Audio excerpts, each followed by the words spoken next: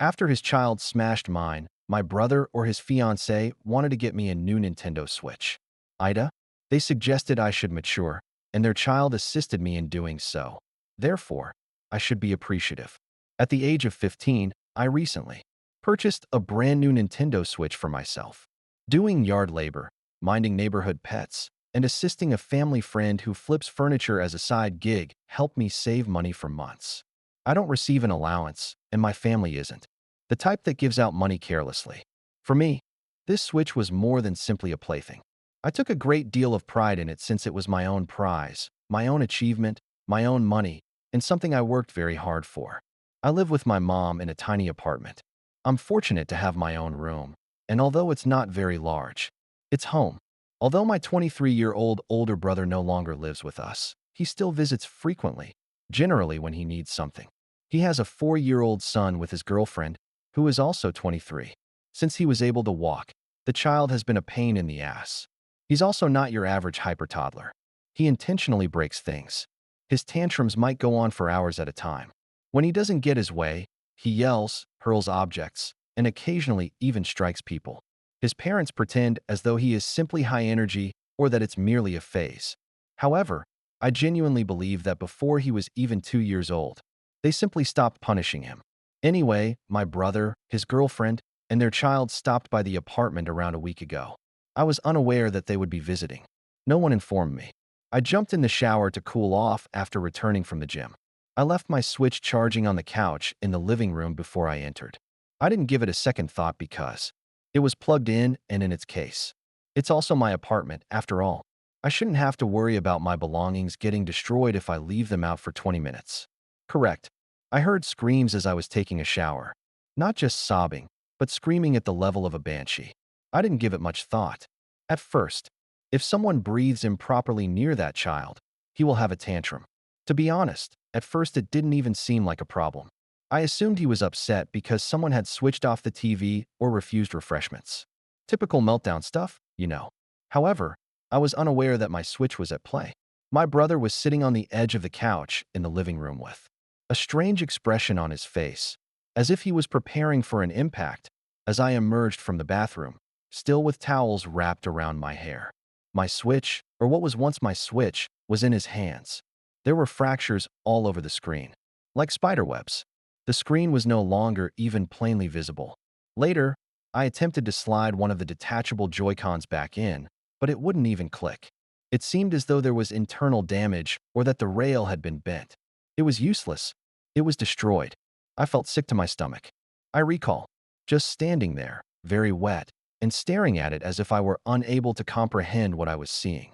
My brother had the audacity to appear irritated, as if he didn't want to deal with this, when I asked him what had happened. He informed me that their child took up the Switch after seeing it. Since they are aware of his propensity for using electronics, one of them, either him or his girlfriend, though he didn't specify which, tried to take it away from him. That caused him to lose his temper, and rather than cooling down or giving it to someone, he ran into the kitchen and began destroying it. With his shoes on, he began stomping on it after throwing it on the ground. Even if his parents made an effort to stop him, the damage had already been done. They made an effort to make it seem as though they were acting morally, as if I ought to feel thankful that they made an effort to deny him that. However, it was insufficient. It was far from sufficient. This wasn't merely a coincidence. This was a complete and utterly preventable catastrophe. And since they were unable to manage their own child, they allowed it to happen. I said nothing else at all. I just snatched the Switch from my brother, walked straight to my room, slammed the door, and texted my mom. I didn't want to call and get her in trouble because she was at work, but I was trembling. I wanted to cry. For me, that Switch had significance. It was more than a toy. It was my thing, my labor, my patience, and my savings. Now it was trash. In the end, my mom gave me a call back while she was on break. She was enraged. It's the calm kind of madness that you know will blow up in your face later. I trusted her to call my brother and take care of everything as she promised. About 10 minutes later, my brother, his girlfriend, and their child departed without saying a word to me, though I'm not sure what she said to him. Really, good riddance. Then, however, an odd event occurred. My mom's whole attitude had changed by the time she got home that night.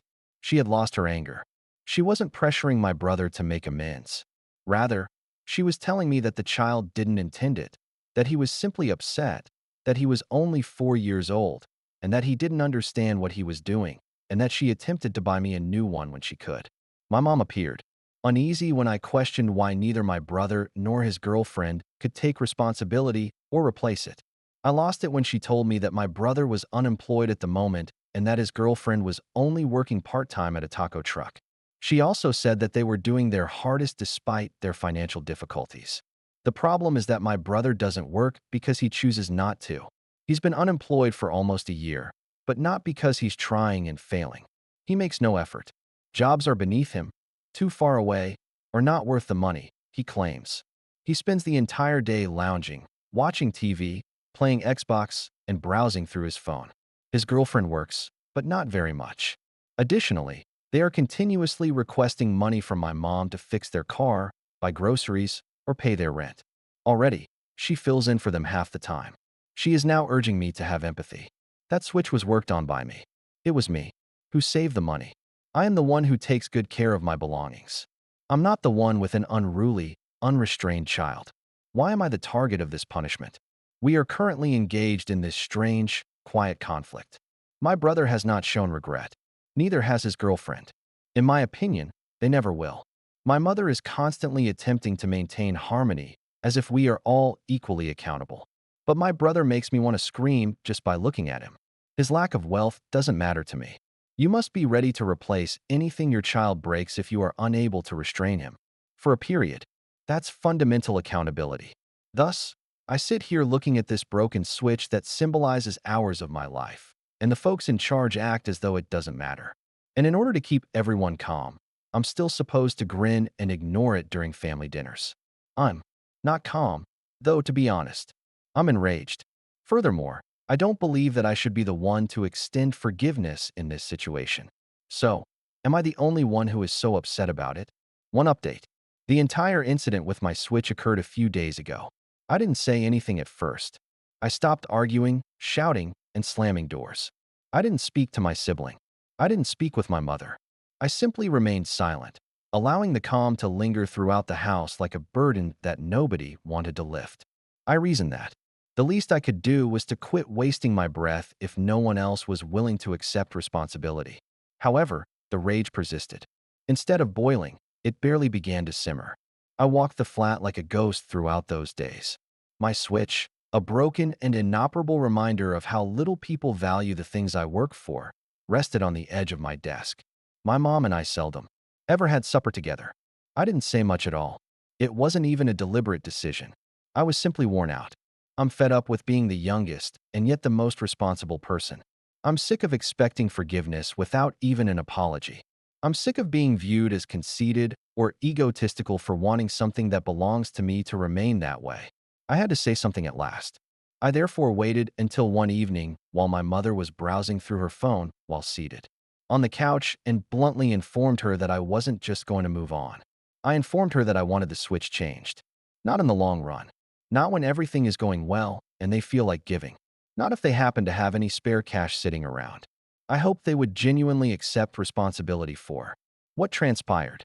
Because if the roles were reversed, I would be expected to make amends, no matter how broke I was, if my child had ruined someone else's property. Although she didn't argue with me, my mother didn't stand by me either.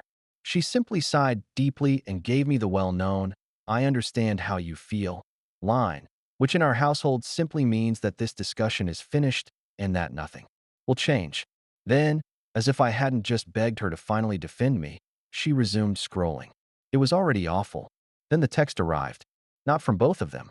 Not even from the girlfriend, who at least makes an effort to act civil around her. No, he was the only one. My brother, who stood there like a background extra in his own mess and let his child stomp on my switch. The first sentence of the message was, "You need to stop being so dramatic." It was a dismissal rather than an apology or an explanation. As if I didn't deserve every moment of that time, he continued by saying, "You're too old to be playing video games all day anyway." As if I don't receive perfect scores. As if I hadn't earned all I own, while he's been unemployed and taking advantage of our mother. Then came the part where I felt genuinely ill. Perhaps it's for the best that it broke. That thing was destroying your head, as if the cosmos were punishing you for my switch, as if I was meant to view it as a lesson rather than a defeat. However, it was the last sentence that made me stop caring. You grew up a bit thanks to our child. He deserves your gratitude. I couldn't believe what I was seeing, so I read the message 3 times over. I was meant to be thankful that their 4-year-old ruined something I had saved for, something I cared for, and something that made me happy. I was expected to handle that situation as if it were character development, as if I were expressing gratitude to their son for losing his temper and damaging my belongings. I showed my mother the texts as soon as I entered the living room. I just gave her the phone and waited without saying anything. Slowly and silently, she read them. She knitted her brows. Then, as if that phrase mattered, she returned it and stated, "He probably didn't mean it like that." As if that line were meant to serve as emotional duct tape for the catastrophe he created. She continued with the same stale justification that I had heard 100 times before. They're struggling. They're giving it their all. At the moment, they lack the funds. It's simply a difficult moment. Repeatedly, I'm expected to dance along to the same tune that keeps playing. But I have also had difficulties. When things are difficult, I have no right to grumble. When I make mistakes, I don't get a pass. I endured blistering hands and chilly mornings and afternoons working for that switch, arriving home too exhausted to do much, but take a shower and go to bed.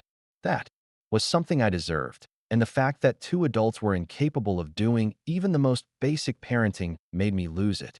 Everyone expects me to act like the bigger person today. Being the bigger person is becoming old to me. I'm sick of being the only one that works hard, respects others, and follows through, while everyone else gets away with doing the bare minimum and calling it effort. I'm sick of hearing that my feelings are too strong. Since I am the only adult in this family acting like an adult, I am sick of being treated like a child. I didn't speak again. I simply returned to my room, took a seat at my desk, and gazed at the broken shell of my switch. Then I discovered something crucial, so I opened my laptop and began typing. I had to defend myself on my own if no one else in my family would. I made the decision to stop being kind. The second update. I hit a wall following my brother's SMS, in which he essentially urged me to be thankful that his kid had damaged my Nintendo Switch. I was no longer merely furious. I was finished. I'm done being silent. I'm done being patient. Finished being instructed to comprehend, but no one even tried to comprehend me. That's when I thought of my mom's younger brother, my uncle. The only member of our family who has never contributed to the mayhem is him. No enabling, no justifications, no letting it go because it's family. He's always been the only adult I truly respect, and he's honest and direct. Over the years, his small tech repair business, which he began in his garage, has grown into a legitimate shop. When I was younger, I used to hang out there and watch him disassemble faulty laptops and repair phones with patience in a way that felt almost surgical. Although he is quiet, he speaks up when anything is wrong. So I gave him a call. Not an SMS message. Not a direct message. I told him everything over the phone. From the second I came out of the shower and saw my destroyed switch to the moment I saw that awful text where my brother told me I should thank his kid for helping me grow up. I explained everything. The outburst, the broken screen, the damaged Joy-Con rail, my mother's quiet, the guilt trip, and my brother's absurd, offensive, and arrogant demeanor. At first, my uncle merely listened without saying anything. Then, he remarked, "That's not right," and requested me to email him screenshots. Yes, I did. Everything. Every message.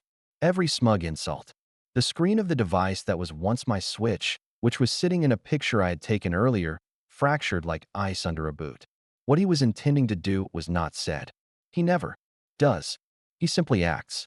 My mother's phone rings in the adjacent room an hour later.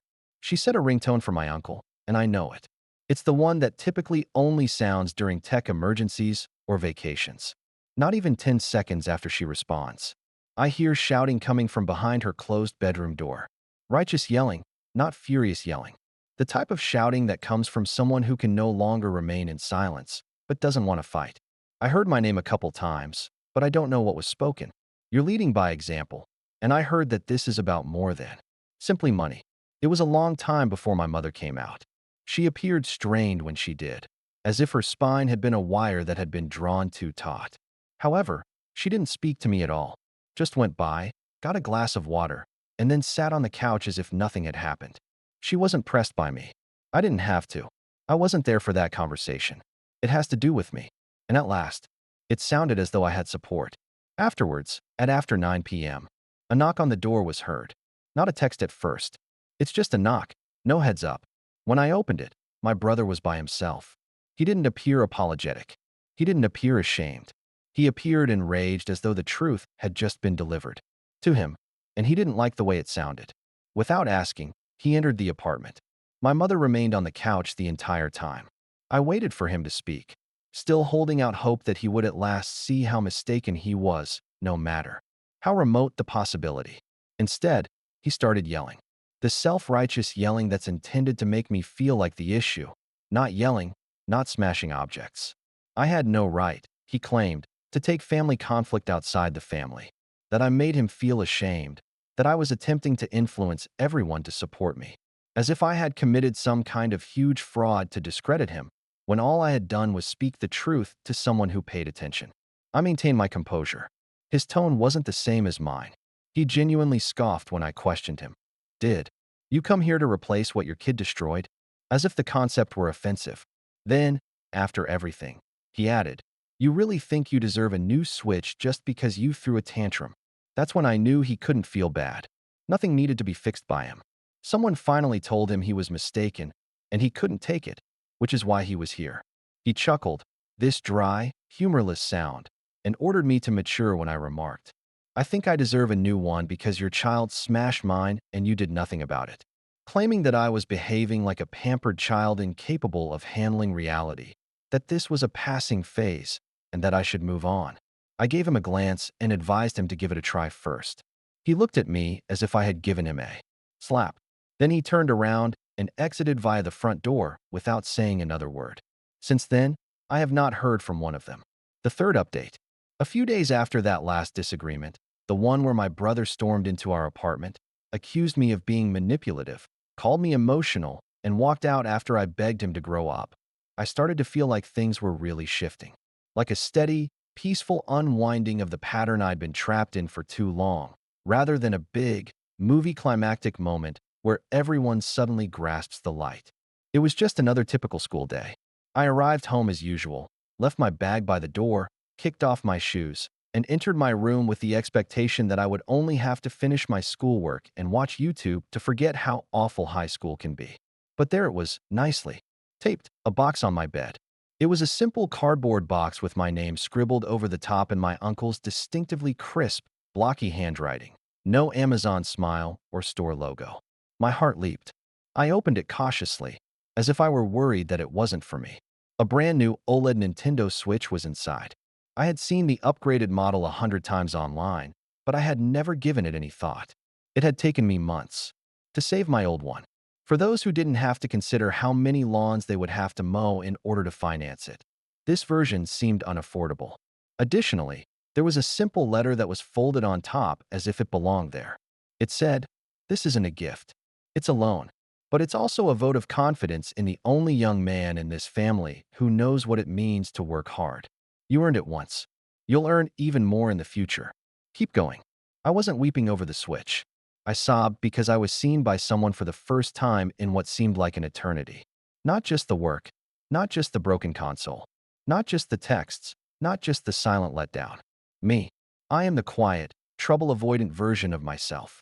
The version that doesn't beg anyone to notice, just works, waits, and hopes someone notices. Before entering the living room, I cleaned my face. My mother didn't inquire as to what was in the box when she saw me pass by, but she could see the letters on top. I believe she was aware. That evening, my uncle called and my phone buzzed. "Has the box arrived?" he inquired. "It did," I said. He informed me that a local electronics store is owned by one of his close buddies. Not a large chain, but one of those hip local spots where folks go to get HDMI cables for free or fix broken iPhones. It's possible that his pal is seeking a summer internship. My uncle added that he had already added a positive word, claimed to have a strong work ethic, claimed I had a lot to learn, stated that he believed it could be an excellent starting point. Before he could complete his explanation, I replied in the affirmative. I cannot adequately describe the significance of that call to me. It was more than just the chance. It was about being regarded as someone who was capable, respectable, and worth investing in. Word spread quickly. It didn't take long for the passive-aggressive text messages to begin. I'm not sure if my mother informed them or if my brother somehow learned about it through family rumors. On her Instagram account, my brother's girlfriend made a vague comment about how kids today believe they should have luxury because they have tantrums. Then my brother himself started texting. It wasn't fair, he remarked. Claimed that my whining was being rewarded. Claimed that it was absurd that I received a better switch for playing the victim. He even dared to say that their son was in trouble for something that wasn't really that important. I didn't answer because I knew that anything I said would further stoke the flames, not because I was afraid or guilty. I let the quiet do the talking. It wasn't my brother's predicted hostility that surprised me the most. It was that this time, my mother didn't intervene to protect them. I don't need any lenient justifications, guilt trips, or reminders that he's still your brother. Simply be silent. The switch caught her eye. She witnessed both the note and my expression when I read it. Even she must be exhausted now. She's sick of officiating games that she never wins. I'm sick of being the one who always acts like nothing is wrong. In the house, something changed. It's just different. It's not loud or dramatic. I now chat to my mom more. Not about the circumstances, but about the potential of an internship. And school. Minor details, such as our supper plan. I believe she's making a discreet attempt to let me know that she's paying attention. Listening, perhaps not completely, perhaps not flawlessly. Since then, I have not heard from my brother or his girlfriend. They made no apologies. They made no effort to rectify the situation. I'm not holding my breath, either. I will not be visiting their flat. I'm not going to check in. Just to make things simpler at the next family get-together, I'm not acting. Like what occurred didn't hurt. I earn what I have. Someone else couldn't be bothered to keep their youngster under control, so I lost it. I was ridiculed, gaslit, and chastised instead of supported, but I didn't let it break me. I didn't give up. I defended myself, even if it meant deviating from the norm. Finally, someone noticed that. I'm not forgiving them because a grown adult, whom I genuinely respect, recognized the difference and stated, "That matters." I will not let it go. To please everyone else, I'm not repressing my annoyance. Because I'm proud that I didn't give up for once.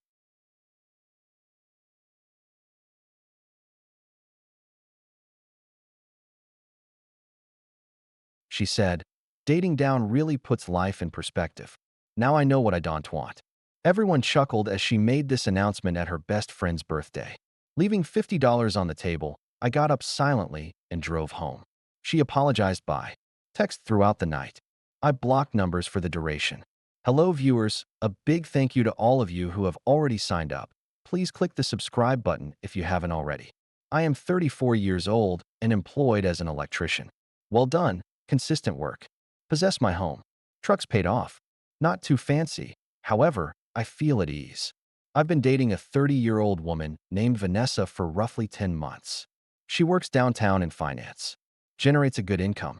Though I believe we balance each other out, they are undoubtedly more polished than I am. As one might anticipate, Vanessa has a typical set of friends. The whole scene, young professionals, hip eateries, wine tastings on the weekends. I think I've spent about 6 times with them. Even if they are courteous to me, there's always a sense that I don't quite mesh with them. Lauren, her best friend, turned 29 last Saturday. A large meal at a fancy steakhouse in the heart of the city. Perhaps a total of 12 persons. I found it wonderful that Lauren expressly asked me to come. It ought to have raised suspicions. The problem is that I've previously seen few remarks from this group. Someone joked that I was the stereotypical blue-collar guy in a wine bar 3 months ago. Lauren asked me at a dinner party 2 months ago if I had ever thought about moving beyond manual labor in my job. Vanessa's coworker said last month that she was discovering new kinds of individuals, which was refreshing. I decided they simply didn't know many craftsmen, so I disregarded everything. Vanessa would constantly shift the topic and appear embarrassed by their remarks. We arrive at the eatery at approximately 7 p.m. Nice location. The wine list is thicker than a phone book, and there are cloth napkins. I'm dressed in jeans and my nice shirt. Everybody else is in business, whether it's informal or more formal. The typical dynamic, but I'm already accustomed to it. Dinner gets off to a good start. Good dinner, casual discussion about plans for the weekend, and work. I primarily listen and offer assistance when someone explicitly asks me a question. Vanessa continues to include me in chats and appears at ease. Approximately 9 p.m. Lauren gets up with her wine glass as we finish dessert. The birthday speech is about to begin. I would like to express my gratitude to everyone for coming tonight. You two are the best friends a girl could wish for. And this year has been incredible.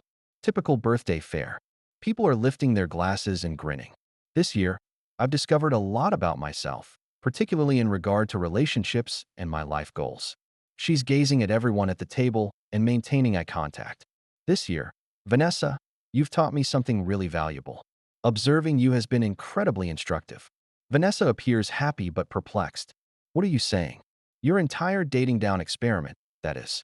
It's been amazing to observe from a distance. The table becomes completely silent. My stomach sinks, but I maintain a neutral demeanor. Dating. Someone who is so different from your typical type, that is. Someone who doesn't fit your lifestyle or degree of education. Doesn't it truly help put things in perspective? Vanessa's cheeks are flushed.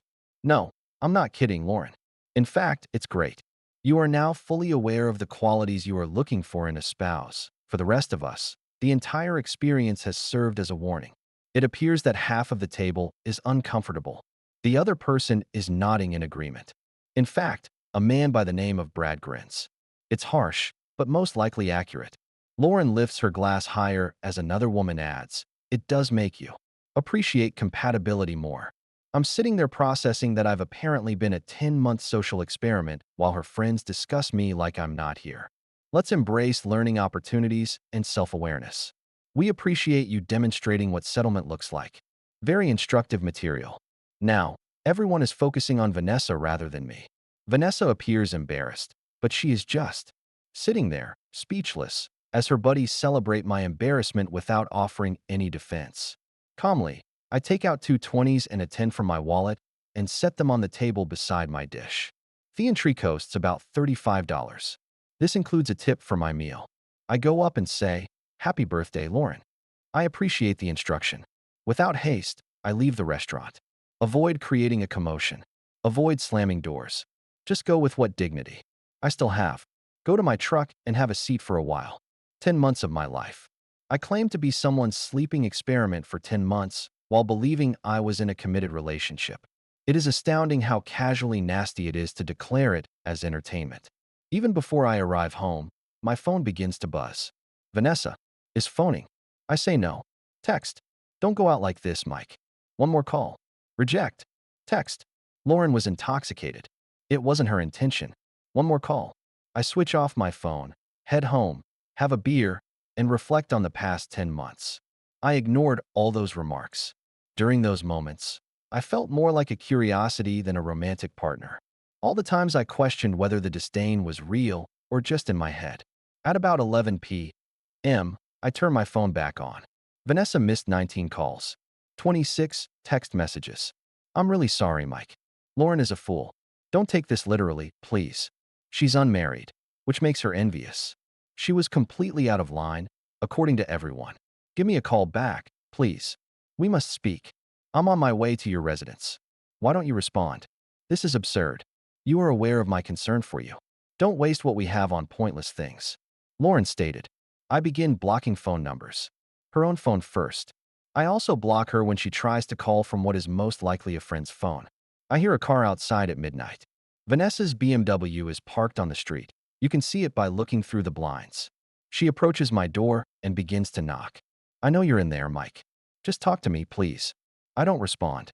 After knocking for 10 minutes or so, she returns to her car, but stays there. Simply observes my house while sitting there. At 12:30 a.m., she eventually gets in her car and leaves. There are flowers and a letter on my doorstep this morning. I apologize. We have the actual thing. Don't let Lauren spoil this, please. Toss the card and the flowers in the garbage. The thing is this. Lauren might have been intoxicated. Perhaps she was resentful of her lack of a partner. However, dating down isn't something you just make up. Where did that phrase originate? They had already utilized that terminology, and I learned everything from Vanessa's response. She was embarrassed that her companions had spoken the quiet bit aloud, but she didn't immediately defend me or shut Lauren down. For 10 months, I have been a social science project for someone. A person's method of determining her true desires. She learned to value her own standards from the charity case. I don't want to be someone's educational experience as they discover what they like. She received her education. She can now find someone who meets her needs right away. One update. 48 hours later. Well, these past several days have been intriguing. I appreciate all of your support and remarks. It's good to know that the majority of people believe that being publicly referred to as a dating experiment calls for an instant end. Vanessa, therefore, intensified her damage control campaign yesterday. Around lunchtime, she arrived at my job site. I'm doing electrical work on a brand new downtown office complex. When my boss, Frank, arrived, we were on break. A woman outside is calling for you, Mike. She claims that it is urgent. Vanessa is standing in the sidewalk in her work clothes as I turn to face the street. She's obviously waiting for me, but she's wise enough to avoid the construction area. I'm busy, tell her. I'll wait until your break is over, she offers. She will then have to wait for a long time. However, it isn't professional to let my crew see my personal issues.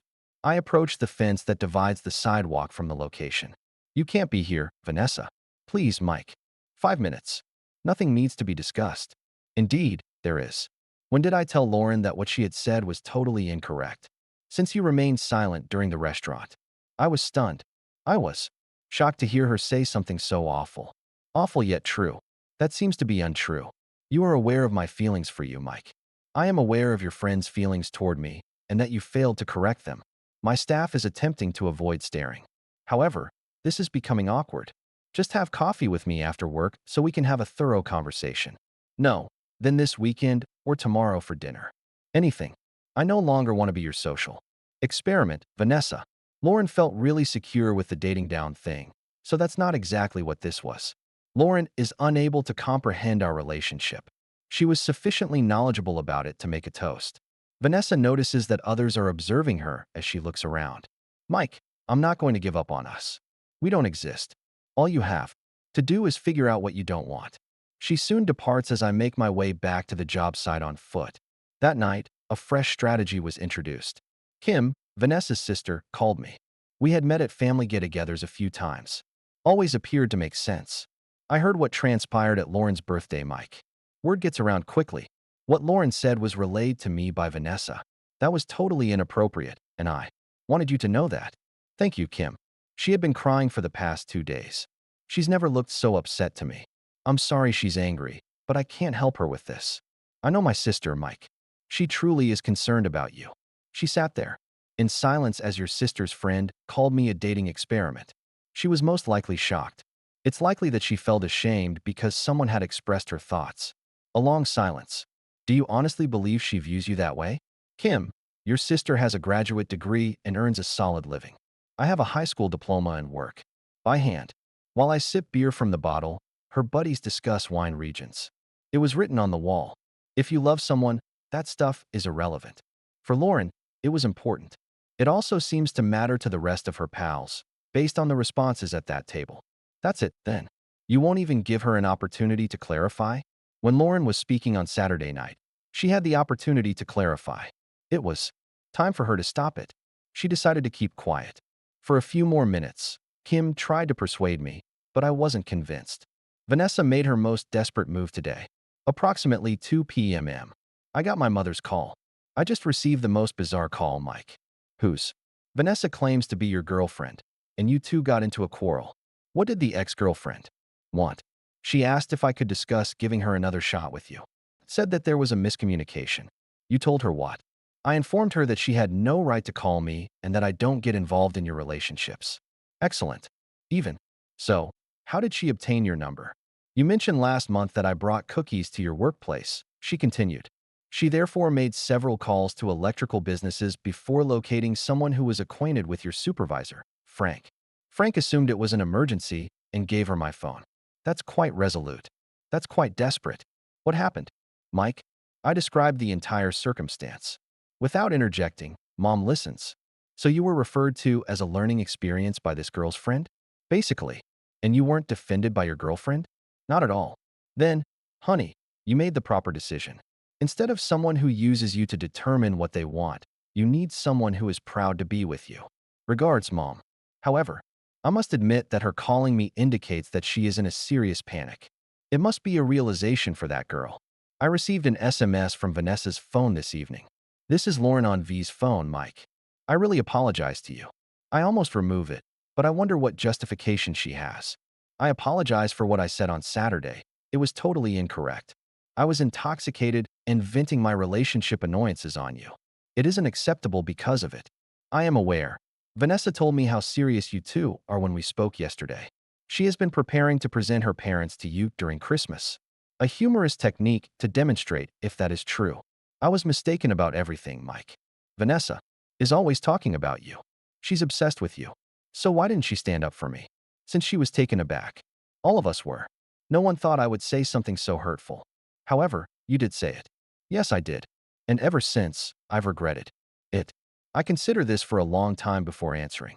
Lauren, dating down isn't something you make up on the fly, even if you were intoxicated and irritated. That's a term you've heard. You're correct. It was used by my ex-boyfriend in reference to his past relationship. I was extrapolating my circumstances onto yours. Therefore, this had nothing to do with her true feelings. Vanessa has never made any disparaging remarks about you, Mike. So why do her pals make me feel like a zoo animal? Because we're snobs and aren't accustomed to real people. However, that is our issue, not yours. It was a lengthy chat, but it made me think. Perhaps I misinterpreted the circumstances. Perhaps Lauren was simply being resentful and inebriated. Then I recall the expression on Vanessa's face at the eatery. The quiet when she ought to have raised her voice. I'm still unsure of my beliefs. The last update. After a week. It's time to end this chapter. I've had time to reflect on everything that transpired since Lauren's birthday speech, which was a week ago. I thought about whether I had overreacted for a few days after Lauren texted me to apologize. Perhaps she was simply inebriated and resentful. Perhaps Vanessa was indeed going to show me her folks. Perhaps I made assumptions too quickly. Then, I began to recall more details. Vanessa said she wanted to go to Napa Valley for a weekend 2 weeks ago. She gave me this look and said, "Well, I could probably cover it if you can't afford your share." At the time, I felt she was being kind when I mentioned that the wine tour seemed pricey. I now see that she had already made plans to get around my financial constraints. Her supervisor made a patronizing remark about blue-collar workers at the office Christmas party last month. Vanessa shifted the topic as if she were embarrassed, but she didn't defend me. She said 3 weeks ago that in order to increase my chances, I might want to look into some continuing education choices. She said, "Of course, but don't you want to grow?" When I mentioned that I enjoyed my job. The incidents weren't isolated. I wanted the relationship to work. Therefore, I had been ignoring the pattern they were a part of. I made up my mind on Wednesday. From work, I gave Vanessa a call. "Oh my God, Mike, thank you so much for calling. I've considered all of this, Vanessa, and this is my final response. We're finished. Please don't say that, Mike. I cherish you. You don't love me enough to stand up for me when it counts, even though you adore the thought of dating someone else. It's unfair." I was stunned. Being with someone who views me as an equal rather than a project is fair. You are on par with me. You didn't dispute with your friend's assessment of dating down. That reveals to me your true perspective on this. If necessary, I will cut Lauren out of my life. Lauren is not the issue. It has to do with your agreement with her assessment. I never agreed with anything. It was sufficient that you remained silent. She persisted in arguing, but I was done. She made one final attempt on Thursday. Arrived at my residence at approximately 7 p.m. with a speech that appeared to have been prepared. I didn't invite her inside, but I did answer the door. "This has been on my mind all week, Mike. I should have protected you right away." "You're right. I should not have remained silent." "All right, I want to correct this. I've already informed my pals that I won't be around people who treat you disrespectfully." "Well done. I want to show that this connection and you are important to me." "How?" "This weekend, I'll introduce you to my folks however you like. Together, we can move in. Whatever demonstrates my seriousness." I tried to determine whether this woman I had been dating for 10 months was sincere or simply experiencing terror. "Can I ask you an honest question, Vanessa?" "Anything. Did you ever consider our relationship to be dating down to Lauren's speech?" She paused for a brief moment, but I saw it. "No, that never occurred to me. Mike, not even in the beginning." "That's not a yes/no question. Have you ever felt that the person you were dating was beneath you?" One more pause. "Because we are so different. I may have initially questioned if we could be together in the long run, but that has now changed. When did it change? Months in the past. I fell in love with you, Mike. However, at first you did believe you were dating down. I believed that we were from different planets. The two are not the same. It's the exact same thing. You hoped things would work out even though you thought I was beneath you. It wasn't like that. It was just like that. Lauren just expressed your thoughts aloud. Find someone who shares your history right away, Mike. Someone who keeps you from questioning whether you're settling. I shut the door. That was the end of the matter. For days have passed since then. No more unexpected visits, texts, or phone calls. Either she has already moved on to someone better, or she has finally come to terms with reality. I went to lunch yesterday with my plumbing buddy Tom and told him the entire tale. I could have predicted this from a mile away, man. Mike, what do you mean? You were never treated as equals by that girl. She regarded you as intriguing, but not as a member of the group. Did you observe that? All of us did. Although she was pleasant enough, she constantly gave off the impression that she was volunteering. What I knew deep within was validated by that. I'm doing all okay. Actually, more than fine. I will no longer doubt myself in front of her friends. I'm done feeling like I have to earn her time. I will no longer date someone who treated me like a test subject. The retaliation was simple. It was simply leaving with my dignity unharmed and refusing to be someone's teaching moment. The finest thing that could have happened was Lauren's remarks. It made it clear to me how Vanessa and her friends truly perceived me, and it allowed me to terminate things before further time was wasted. Vanessa received education on what she doesn't want. It turns out that she is not looking for someone who is self-respecting enough to leave when they are being treated disrespectfully. I'll look for someone who views dating me as a step up the next time, not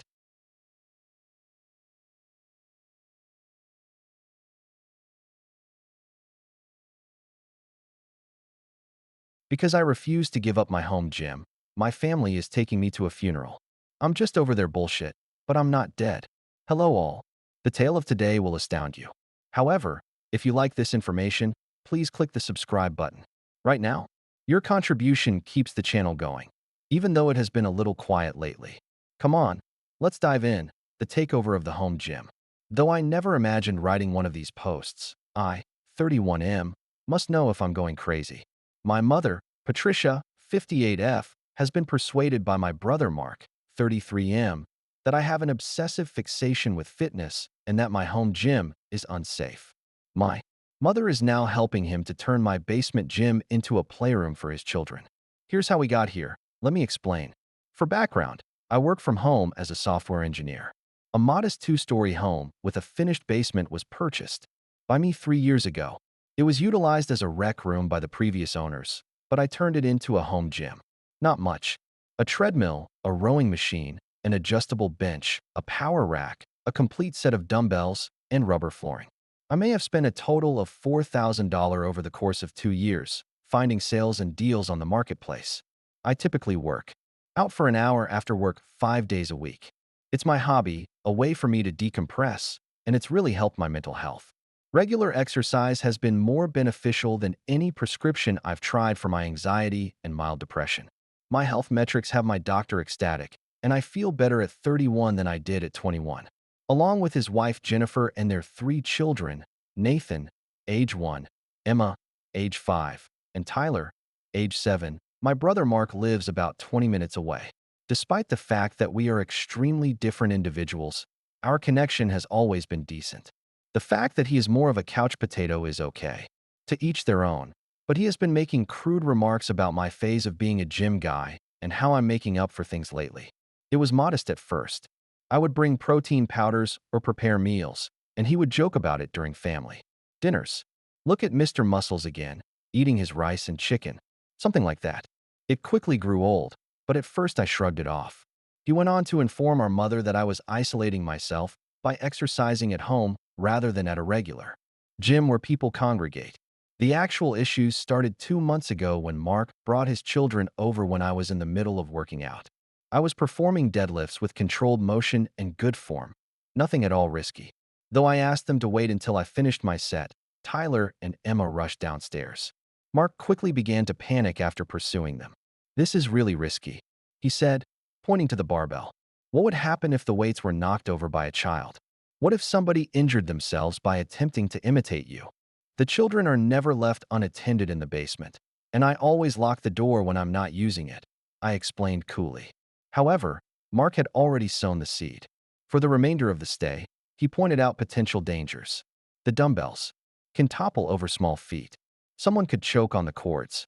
A lethal trap for inquisitive toddlers was the treadmill. My mom gave me a call that evening. She started, "I'm worried about you, James. I was informed by Mark about the hazardous equipment in your basement. Suppose something occurs during the children's visit?" I reiterated that the kids are never permitted down there by themselves and that the door is always secured, but she changed her mind. Mark adds that you spend hours there each day. Honey, that seems unhealthy. Don't you think you're going overboard? Mom, I spend an hour every day, 5 days a week, working out. That's perfectly normal and advised by the doctor. However, why do you require so much equipment? You could just take walks like everyone else, right? There was no progress in the conversation. In the weeks that followed, my mother's anxiety increased. She used phrases she had obviously learned from Mark, such as body dysmorphia and workout addiction, in her remarks. She would argue with me when I showed her research on the advantages of strength training, but please, keep everything in moderation. Then the ambush began. Mom was invited to join me for lunch last Sunday. She came with Jennifer, Mark, and all 3 children. She announced a surprise lunch for the family. I played along despite my annoyance. Mark ate and then got up. "Well, we've been considering it, James. We would like to assist you since it is evident that you are having problems with control and body image. I apologize. Hey, the gym. It isn't good for you. Every day, you're down there. Run. 5 times a week for 1 hour. Run. You're also unable to lead a genuine social life because of it. When did you most recently go on a date? How recently have you engaged in an activity that wasn't related to your appearance?" I was amazed. I attended the poker night hosted by David on Thursday. 2 weeks ago, I went out for drinks with some coworkers. I'm in a relationship. We have actually been dating for 2 months. My social life isn't necessarily hidden just because I don't share it. However, Mark continued to move at a rapid pace. Look at that enormous basement. It is squandered on a vanity project of one individual. Winter is coming, so my kids need a safe area to play. Jennifer discovered this fantastic setup for the playroom. Soft flooring, a reading nook, and instructive toys. There, in my basement. It would be ideal. My mom added something. "James, it would benefit the kids so much. Perhaps it might also assist you in ending this bad habit. You may meet people, join a real gym, and have a more balanced life." I lead a well-rounded life. As part of that balance, I work out. There was 1 hour of the debate. It was obvious that they had practiced this intervention. I encountered either guilt trips about denying the kids a safe play area or worried trolling about my addiction in response to every point I made. I eventually urged them to go, but Jennifer sat quietly and kept offering helpful remarks like, "We just want what's best for everyone, and families should support each other." My mother appeared distressed, Mark appeared arrogant, and the children couldn't understand Uncle James's distress. Mark remarked, "Think about it, bro," as they were leaving.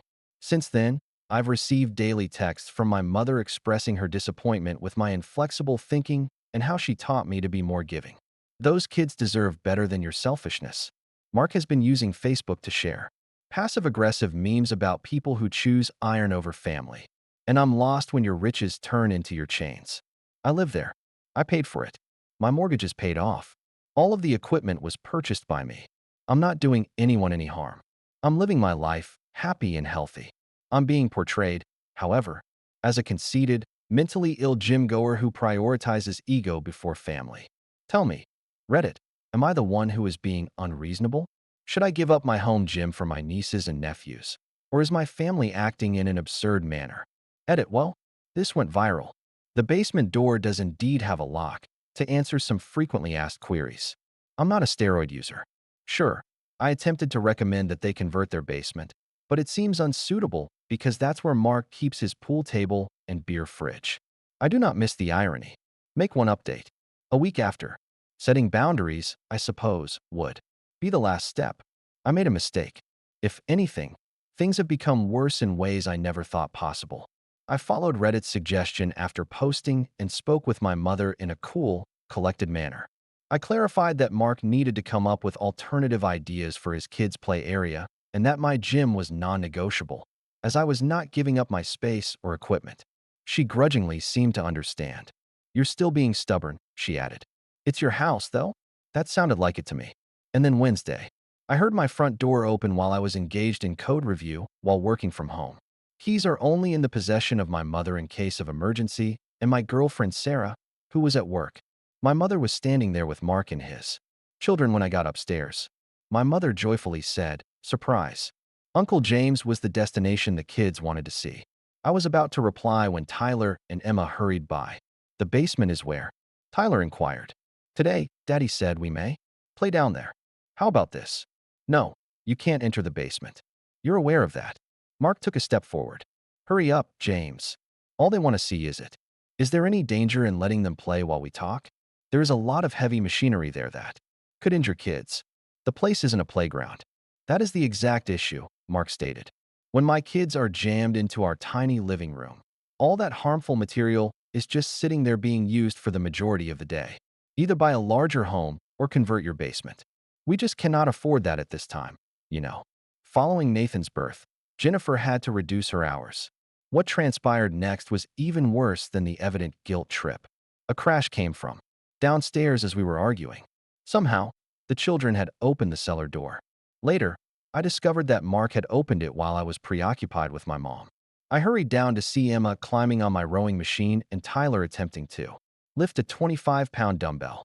I was enraged, but thank God nothing serious happened. "Leave. Are all of you out now?" I led the children to the upper floor and went up to Mark. "My basement door was unlocked by you? You're crazy?"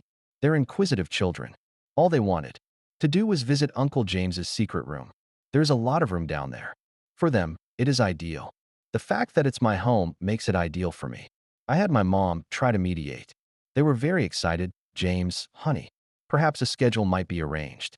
In the morning, you could work out at the gym, and in the afternoon, they could play." "Definitely not. I don't share this place. It's my home." My mother sighed because she didn't raise me this way, and Mark muttered something about how selfish I was as the visit came to an end. Mark made sure to stress again and again how the children were unhappy because they were unable to play in the fun area. However, things get worse from here. I found out later that night that Mark had taken pictures of my basement as I was escorting the children out. The following day, he shared the pictures with extended family and made a family group chat, of which I regrettably am a member. "Look at all this wasted space," he commented. Instead of providing his nephew and nieces with a secure play area, James would prefer to hoard workout equipment. He is an uncle. Although they were divided, most of the answers supported him. "Linda, Aunt, my goodness, that will accommodate all of the grandchildren. You can share, of course, James. For one individual, Uncle Robert seems like too much. Family is the top priority. Michelle is a cousin. Compromise, perhaps. Half playground, half gym. I was only guarded by my cousin David. His home is here. He has the option to fill it with flamingos. Don't bother converting your own basement." Mark. A discussion concerning selfishness and family values took over the group chat. Articles concerning workout addiction and the perils of gym culture were shared by a number of relatives. When my mother expressed her worries about my compulsive behavior, it fueled the fire. The damage had already been done when I muted the chat.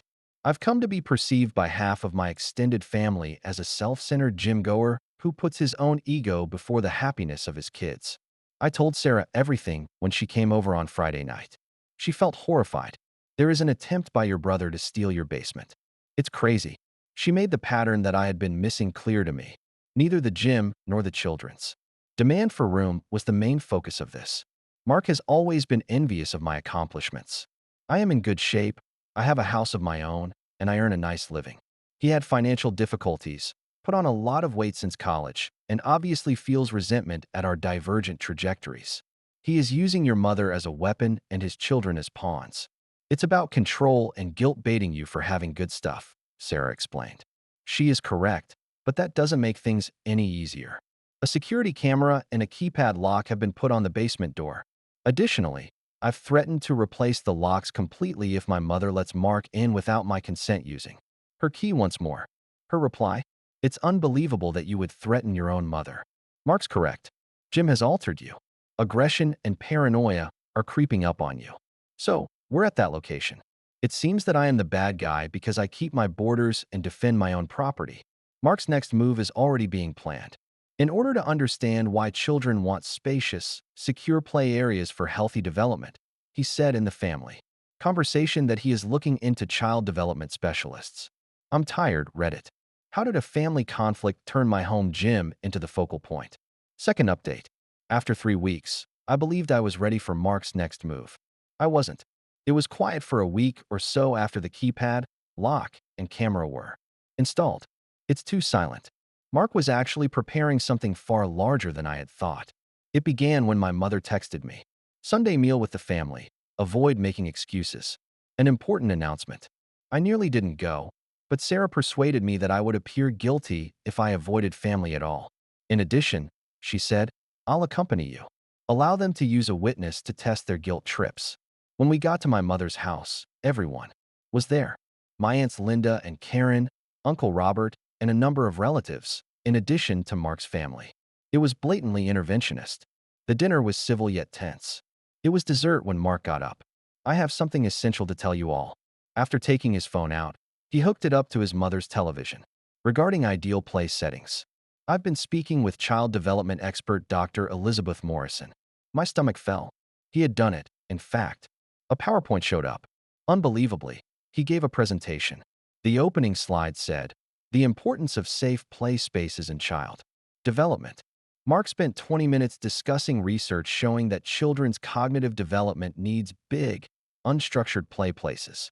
He referenced research on the negative effects of claustrophobic living arrangements and the advantages of multisensory play spaces.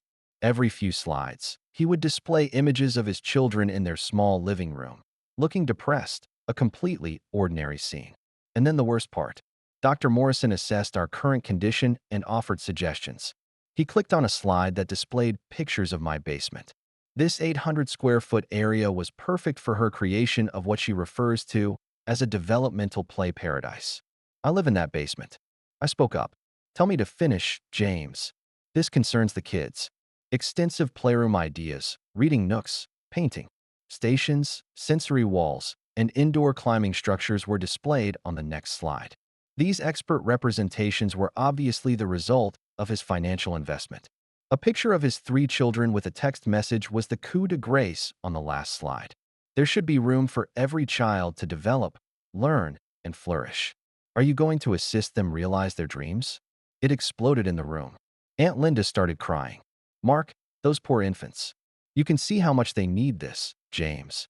Aunt Robert gave a solemn nod. Family looks after family. That's how we grew up. I got up. Manipulation at its best, this is. You hired someone to give a presentation to coerce me into selling my property, Mark. Regarding my children's developmental needs, I sought advice from a specialist. Regarding respecting others' limits, did you seek advice from an expert? Sarah filled in. Has anyone thought about the possibility that Mark might use his own basement or, I'm not sure, move to a larger location? What makes James' space the only answer? At last, Mark's wife, Jennifer, spoke up. Right now, we cannot afford to move. We also have water damage problems in our basement. All right, I said, fix them. Like everyone else, get a loan for house renovations. Mom stepped in. Why are you so hard on me, James? Space is everything that exists. You may join a gym with ease. It's Dash's 100th time. I don't want to join a gym, Mom. I want to use my paid home for exercise. It became a heated argument. The cousins took sides. Aunt Karen said we were fighting over trivial things, which was materialistic.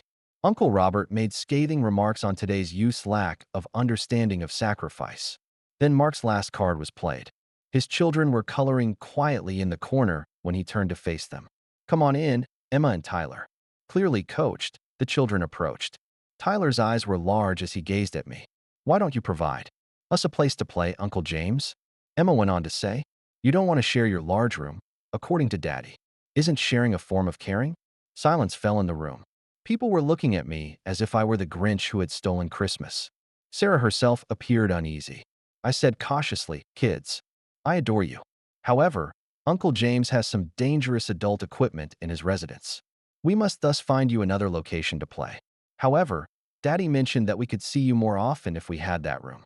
We could come over every day, Tyler remarked. Daily. At that point, it became clear. It was more than a few playdates here and there. Mark intended to turn my house into a free daycare facility. Their daycare would be in my home gym, and I would be the unwelcome host. Slowly, I asked Mark, "Are you going to bring the kids over? Here, every day?" Then he shrugged. "Since you work from home anyhow, that is, if they had a good play area there." "Are you joking?" I snapped. Truly lost it. I expressed my full opinion of Mark's entitled, deceptive plan. I told my mom that she was helping a scammer. I suggested that if the aunts and uncles were really worried about the children's play area, they should donate their own basements. "You know what?" I said, "I'm done, Mark. I'll never let you use my basement. For a day, no? For an hour, no? I know who you are now. A manipulative individual who uses his own children as a weapon to steal from his family. And if you don't see how twisted this is, Mom, then there's nothing for us to discuss." A clamor of disapproval greeted Sarah and me as we left. Messages flooded my phone. "How could you talk like that to your mother? All the kids need is some room. The purpose of family is to support one another. In old age, when you're alone, you'll regret this selfishness." My mom gave Sarah a call the following day. "No, Sarah, not me." She attempted to persuade her to talk sense into my head.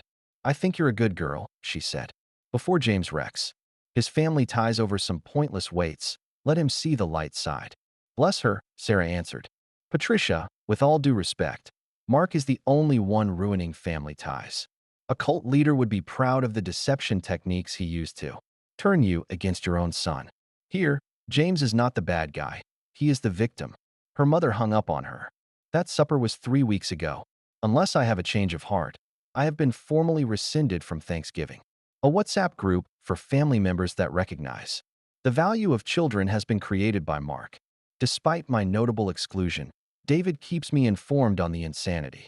The most recent is Mark's accusation that my ranting at Tyler and Emma caused them trauma. Only the grown-ups were yelled at by me, never the children. He is implying that in order to cope with the trauma of rejection from their violent uncle, they may require therapy. I'm done attempting self-defense. My mother and I have put our relationship on hold until she apologizes and admits to Mark's manipulation, and I have blocked him on everything. The gym is still mine. Yesterday's leg day was fantastic. Reached a new squat personal record. The door to the basement remains locked. I've never been more convinced that limits are essential, especially when it comes to family. Yet the camera continues to record. Sarah proposed that this year we have Friendsgiving instead. "It's your genuine family," she said. I know this isn't over, but I believe she's correct. Mark has our mother totally enamored with him and doesn't give up quickly. As I wait for them to move on to a simpler target, I'm preparing for whatever happens next. Folks, keep going strong. Iron sometimes teaches you to have a spine in addition to building your body. Final update, after 2 months. I honestly believed I wouldn't need to update this ever again. I believed that Mark would eventually come up with another plan, the family. Drama would end, and life would go on. I had no idea how far this would go. 3 weeks or so after my last report, things appeared to be getting better. My mom extended what appeared to be an olive branch. She expressed regret for the surprise dinner and stated she had been thinking about it. To make amends, she wanted to have a coffee date with me alone. I consented in spite of Sarah's cautions and my better judgment. We met at a calm downtown cafe, which was a neutral venue. Mom looked different, more composed. She expressed regret once more for picking sides and acknowledged that Mark had been too forceful in his approach. "I just want my sons to get along," she confessed with tears in her eyes. We spoke for an hour before I asked, "Is that so wrong?" She seemed to be more aware of my situation. She even acknowledged that I had set appropriate boundaries and that Mark had been manipulative. She gave me a hug and said, "I love you, James. I'm sorry this got so out of hand. I should have known it was too good to be true." 2 weeks later, I returned home from a rare in-off meeting to discover my front door unlocked and heard voices. Children's voices, coming from the basement. I rushed downstairs to discover a scene that still makes my blood boil. My gym was in disarray, with Tyler swinging from my pull-up bar, Emma strewing my resistance bands all over the place, and baby Nathan in a playpen set up where my rowing machine had been, pushed against the wall. The worst part was that Mark and Jennifer were calmly putting up what appeared to be permanent fixtures, a children's bookshelf against one wall, and foam alphabet mats covering half of my rubber flooring. What the hell are you doing in my house? Mark turned and grinned. Hey, bro, mom didn't tell you. We worked out a schedule. Mornings for your workouts, afternoons for the kids. Perfect compromise. Get up now. James, calm down. Jennifer said, your mother gave us permission to do this. She said that you two talked about it and that you were willing to share. What? My mother said, you're breaking into my house. I have a key. It's not breaking in. James, you're home early. We were just measuring to see how to best divide the space. You lied to me. You set up that whole coffee meeting to manipulate me. And you were so reasonable at coffee that I thought you had finally grasped the concept of family compromise. I took out my phone and began recording. Everyone must leave my property immediately, or I'm calling the police. Mark laughed. The police? On your own, mother. Come on, James. Watch me. I dialed 911, which started the process, but not before Mark made sure to loudly tell the kids that Uncle James is calling the police on us because he doesn't want you to play. The next few hours passed quickly. The police arrived, and after I explained the situation, they confirmed that yes, even family members can trespass if asked to leave, and they made everyone leave and recommended that I change my locks right away. I did more than that, changing all the locks, installing a full security system, and sending formal trespass warnings to Mark and my mother. The family exploded, the WhatsApp group David was watching went crazy, and I was called every possible name in the book: selfish, heartless, roid rage monster. I don't even use steroids, and worse. But the biggest shock came a week later when Sarah and I were having dinner, and she received a lengthy, meandering Facebook message from Jennifer about how I was destroying the family with my toxic masculinity and obsession with my appearance. My own mother's attempt to have me psychiatrically evaluated over a home gym was the last straw for me. So I called my lawyer and had him send a cease and desist letter to my mother, Mark, and Jennifer, saying that any further contact would be considered harassment, that any attempts to enter my property would result in criminal charges, and that any defamatory statements about my mental health would be met with legal action. The letter sort of worked. Direct contact stopped, but the smear campaign intensified. Mark began posting on local Facebook groups about the dangers of exercise addiction and how it can tear families apart. He never used my name, but anyone who knew us would be able to piece it together. The last straw was when my cousin David sent me screenshots from the family WhatsApp. In order to process the trauma of being rejected by a family member in crisis, Mark had announced that I would be attending a healing gathering at my mother's house. Here's the part that actually made me laugh. He suggested that everyone wear black to mourn the loss of the James we used to know before his addiction consumed him. In essence, they were holding a funeral for me because I refused to give up my home gym. Sarah said something that completely altered my perspective. You know what? Let them have their weird grief circle. Let them create their narrative where you are the villain. These people are showing you who they are: manipulative, entitled boundary crossers who think they own you because you share DNA. I've spent months defending myself against increasingly ridiculous accusations. I've tried to reason with unreasonable people. I've sought approval from people who only approve of me when I'm helpful to them. I've worked out in my lovely home gym every day. I regularly hit new PRs. I've built a chosen family of friends who respect boundaries and don't try to steal my belongings. My friend David from the old family WhatsApp has become a closer friend through this. He now comes over for workouts and is amazed that I've managed to keep my sanity for so long. And last week, I received a final message from a flying monkey cousin telling me that mom is willing to forgive me if I apologize and seek help for my issue. Mark has kindly offered to store my gym equipment while I'm receiving treatment. I laughed so hard that I almost dropped my barbell. Thank you to everyone who followed this strange story. Your encouragement and reality checks kept me sane when I honestly began to wonder if I was the crazy one. You helped me realize that sometimes the price of peace is letting go of people who don't deserve you, even if they're family. My basement is still a gym. My gains continue. My boundaries are strong. And somewhere across town, my brother is probably still plotting while my mother allows it. However, that is no longer my problem. To anyone who is dealing with similar family boundary issues, know that you are not crazy, that you're not selfish, and that you're allowed to own things without justification or an explanation. You're allowed to live your life without committee approval. Now, if you'll excuse me, it's leg day, and these squats aren't going to do themselves. Stay strong, Reddit. In Iron and in Life, edit to the final update. Since some of you asked, yes, Sarah and I are still together.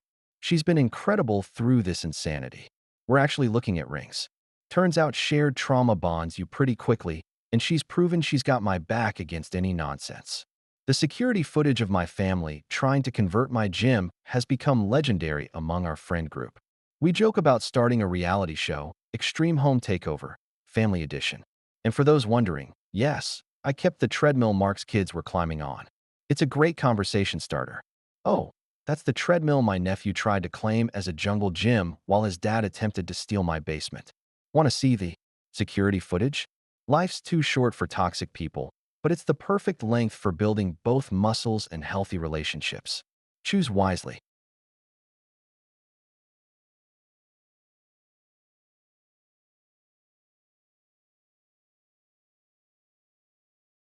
At Sunday supper, my wife made the announcement. We haven't had any intimate contact in 3 months, but I'm pregnant, so figure it out. Her parents let out a gasp.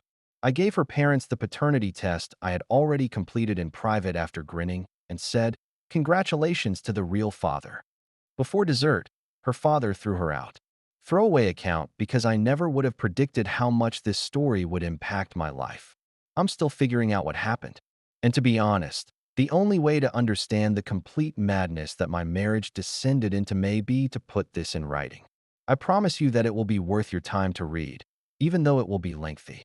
Up until 2 weeks ago, I, a 32-year-old man, believed that I was blissfully married to Lisa, a 29-year-old woman. We met at a mutual friend's cookout, where she was the girl everyone wanted to talk to but was too shy to approach. We have been married for 4 years and together for 6. You are aware of the kind. Anyone may feel like the most fascinating person in the room thanks to their effortless beauty and sharp wit. I made a dumb joke about the overdone burgers and somehow got her to laugh. They resembled hockey pucks in appearance, but they most likely tasted worse. We conversed until 2 in the morning. Sharing tales about our families, aspirations, and anxieties on the host's back porch. She informed me that she intended to use marketing to change the world by giving brands a more genuine and relatable feel. I spoke with her about how I had taken over my dad's plumbing company and how fulfilling it was to do repairs that genuinely improve people's everyday lives. Lisa was everything I believed a partner should be. He was incredibly intelligent, naturally beautiful without needing 2 hours of preparation, ambitious without being cruel, and had a knack for making me feel like the luckiest guy in the room. She was employed downtown at this mid-sized tech business as a marketing coordinator, always discussing office politics, client meetings, and campaigns with sincere zeal. My dad founded a tiny but profitable plumbing company 30 years ago, which I currently manage. Took it over 3 years ago when he retired. It's not glamorous work, but I get to be my own boss, and it pays well. Our partnership got off to a great start. Our values were comparable. They were both from working-class backgrounds. Recognized the importance of honesty and hard effort. One day, we hoped to have children. Discussed purchasing a larger suburban home with a yard and a dog. The full bundle of the American dream. I was adored from the beginning by her parents, Bob and Margaret.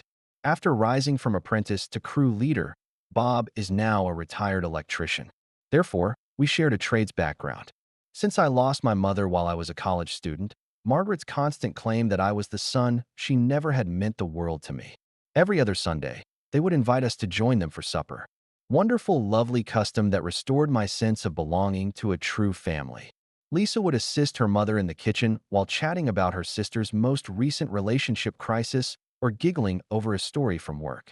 Bob would question me about my firm and share his years of experience working with contractors and customers as we watched whatever game was on and spoke shop.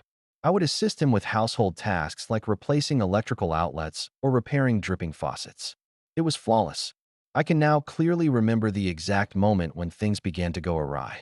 Derek, a new creative director, was hired by Lisa's company approximately 8 months ago. All discussions suddenly revolved around Derek's creative concepts, his outstanding portfolio from his time in New York, and his plan to revamp their largest customer. I was first supportive. Her work had always been her passion. and it would be beneficial for both of them if this Derek person was motivating her to achieve greater things. Over dinner, her eyes would brighten up as she said, "You should hear his ideas for the Morrison account.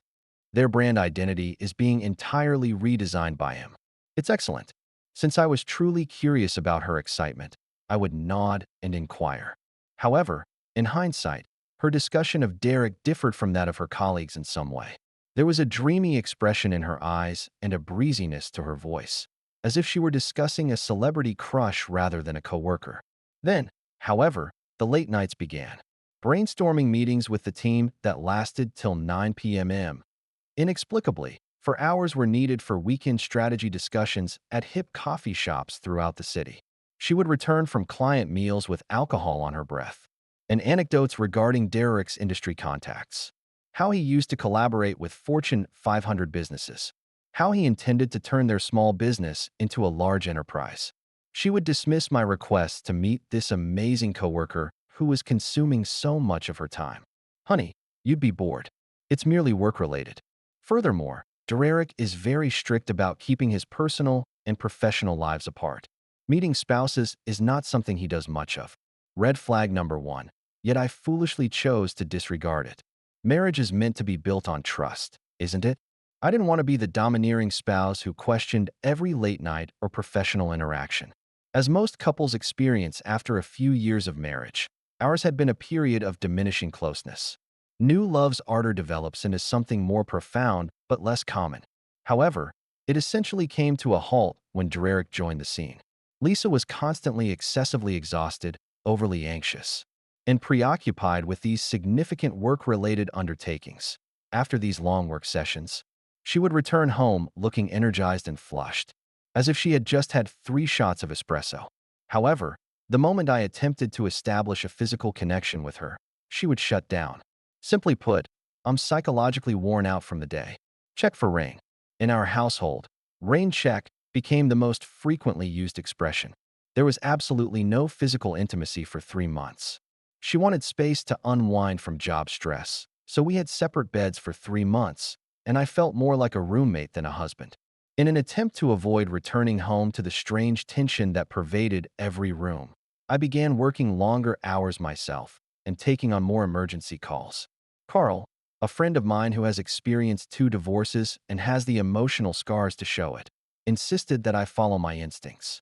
Man, it turned out that Sarah was getting what she needed elsewhere when she started doing this with me.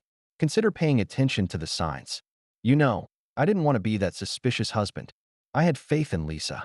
Over the course of 6 years, we had created something positive. We had aspirations, plans, and a blueprint for the future, but it was getting harder to ignore the warning signs. For work, she began to dress differently. Clothes that needed to be mirrored for 20 minutes rather than 5. She never wore the new perfume when we went out together. Something I had never seen her purchase, something elegant and costly. From a short shower and coffee in the morning, she developed a complex regimen that included hair styling, cosmetics application, and wardrobe coordination. She would sidestep my compliments about how lovely she looked. Yes, this old item is merely attempting to appear more polished now that we are dealing with larger clients. Her phone, which was once left out in the open on tables and countertops, was now always in her hand. Instead of charging it in the kitchen as she had done for years, she would keep it face down during dinner, take it to the toilet, and sleep with it on her nightstand. She would say it was simply work collaboration, but the number of SMS and calls skyrocketed. Derek enjoys keeping in touch with the group. He manages projects in a very hands-on manner. Though I didn't say it, I bet he is. On a Tuesday evening in early February, things reached a breaking point. Around 8 p.m., I had returned home from a horrible emergency call. The water heater of an elderly woman had died and filled her basement. Pumping out the filth, turning off the water, and putting a temporary fix in place took 3 hours. Despite my messy work, she was so appreciative that she gave me an additional $100 tip. In addition to a nice shower, I was hoping to persuade Lisa to go to a movie with me so we could catch up like we used to. She was on the phone in the kitchen when I arrived at our house. Not out of the ordinary. She spent most evenings catching up on gossip about her job or family problems with her mother or sister Rachel. However, as I drew nearer, I noticed that she was using the gentle, personal tone she had used for me when we first started dating. I am aware. I also miss you. I can't wait for this weekend. No, he is once more working late. In any case, he never listens. You are aware of my feelings for you, Derek. All I want is for us to be honest about this. I felt as if someone had punched me in the stomach and taken all the oxygen out of my lungs as I stood in the hallway with my toolbox. While I was out working to pay the mortgage on our home, my wife of 4 years was in our kitchen having a private talk with her coworker. I made sure my boots clunked on the hardwood floor before entering the kitchen and clearing my throat loudly. Lisa abruptly switched to her brilliant phony voice and jumped as if she had been electrified. Hey, Mom. I'd better go make dinner because Jake just got home. I also love you. Goodbye. With a huge smile that stopped short of her eyes, she turned to face me after hanging up. Honey, how was your day? Did that emergency call go well? I just looked at her for a while. There was a part of me that wanted to confront her, demand to know Derek's true identity and the reason for her actions. But I was halted by something. Perhaps I needed more evidence. Perhaps I wasn't prepared to ruin our marriage on a single overheard exchange. Perhaps I was still holding out hope that I had misinterpreted. All right, I replied, simply exhausted. I believe I will take a shower. I decided to lie in our guest bedroom that night because she said she needed space to work on a pressing campaign proposal. I wanted the whole picture before I confronted Lisa. I wanted concrete proof if she was cheating. If I was mistaken, at least I would know for sure and could work on restoring our marriage's trust. I began to listen, genuinely listening. Her company's social media posts no longer matched her accounts of work-related incidents. When the company posted about Wednesday afternoon team happy hours at local bars, she had stated that she was at client dinners on Tuesday nights. According to their Instagram stories from earlier in the day, which showed everyone departing at 5 p.m., she would claim she was working late even though the office building was obviously empty. Additionally, I began to notice physical changes that ought to have been evident months prior. Birth control was something Lisa had always taken very seriously. She wasn't ready for children yet, so she insisted that I wear protection even though she was taking the pill. Wished to establish her career first. She had been promoted to senior coordinator, and we had discussed having kids eventually, perhaps in a few years when we could afford a larger home. She abruptly stopped talking about her monthly tablets, though. The pharmaceutical pickup vanished from our daily schedule. She became hostile and agitated when I asked her if she needed me to stop by CVS for her prescription. Yes, I changed to a new brand since my doctor advised it will assist with some of my side effects and be healthier for my hormones. This specialty pharmacy now delivers it to me, but no parcels have ever arrived. She didn't have any medication receipts in her car or purse. Our credit card statements don't reflect any automatic payments. Nothing. We still hadn't shared personal moments for months by the middle of March. However, Lisa began to behave differently in the house. In the mornings, she would spend more time in the restroom. I would occasionally hear her complaining of being ill, but she would always attribute it to stress or food. Some smells that had never disturbed her previously were the source of her complaints. Despite having been preparing coffee in the same manner for 4 years, I couldn't bear the coffee I made every morning. Abruptly started to dislike chicken, which was once her favorite protein. My head wouldn't go there, but any sane person would have connected the dots. My wife was unable to have a child from another man. We were wed. We had sworn allegiance. We discussed our future together over Sunday dinners with her folks. We were in love. Yes, we were going through a difficult time, but everyone gets through difficult times eventually, don't they? False. Totally incorrect. On a soggy Thursday afternoon in late March, the last confirmation was made. After completing my planned tasks ahead of time, I made the decision to surprise Lisa with lunch at her workplace. Just getting sandwiches from the deli she liked, and possibly finally meeting this famous Derek, who was taking up so much of her time and thoughts, was all that was romantic. Around 12:30, I parked outside her office building with the intention of texting her to see whether she was available when I arrived. However, as I crossed the parking lot, I noticed her and a tall, dark-haired man wearing a pricey suit emerge from the side entrance. They were more than just a group of co-workers on their way to a business lunch. She was crushed against him, her head resting on his shoulder as if they were lovers out on a romantic walk, his arm encircling her waist in a possessive manner. As I waited there looking foolish with a bag of turkey sandwiches, they got into his black Mercedes, which is obviously not the kind of car one can buy on a marketing director's salary, and drove off together. For 20 minutes, I sat in my truck and stared at the building, trying to take in what I had just witnessed. I had trembling hands. I felt sick to my stomach, and I had the impression that I was witnessing the real-time collapse of my entire life. After that, I drove home and spent the remainder of the day calling in sick. After 5 years of owning my own company, I had never done this before. Around 7 p.m. that evening, Lisa arrived home as usual. I inquired about her day. Well, just the usual office fare. I worked on some initiatives with Derek and the crew while grabbing lunch at my desk. I mean, it's quite dull. How did your day go? She didn't even bat an eyelid when she lied to me. Lied about something I had seen 6.5 hours earlier while staring me in the eyes. I realized then that whatever we had shared was over. I realized then that I needed expert assistance.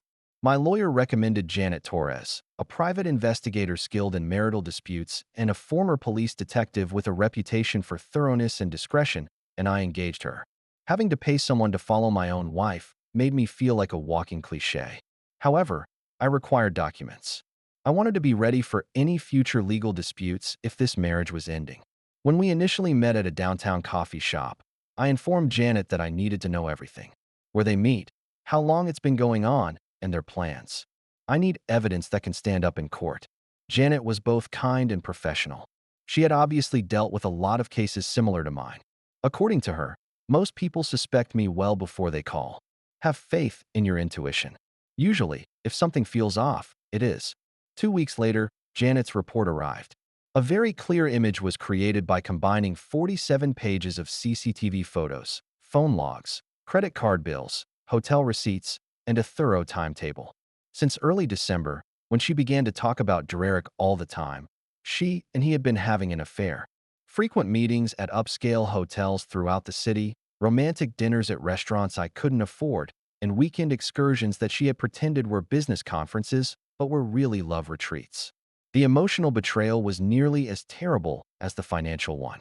Lisa had been purchasing presents for Derek with our shared credit card, which I paid off each month. Fancy ties, pricey cologne, and a watch that costs more than I earn in a week.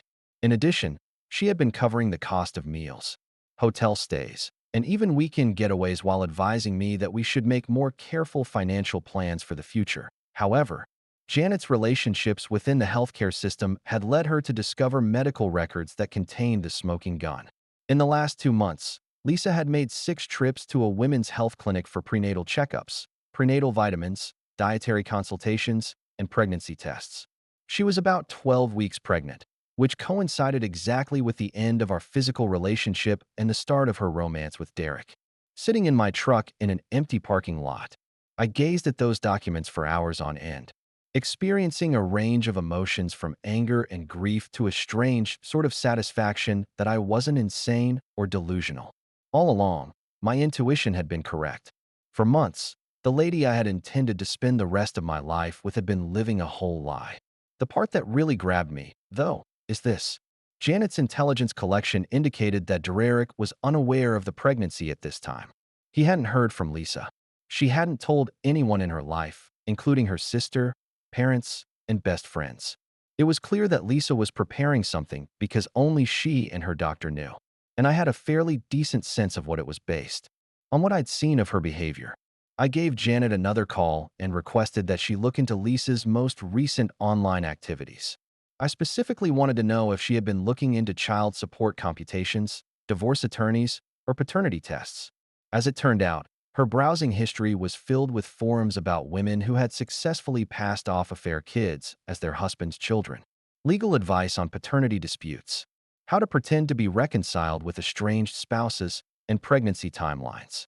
My wife intended to claim the child as her own, work out a reconciliation long enough to prove legal paternity, then likely file for divorce, leaving me to pay child support for another man's child for the next 18 years. The arrogance was nearly astounding. Nearly.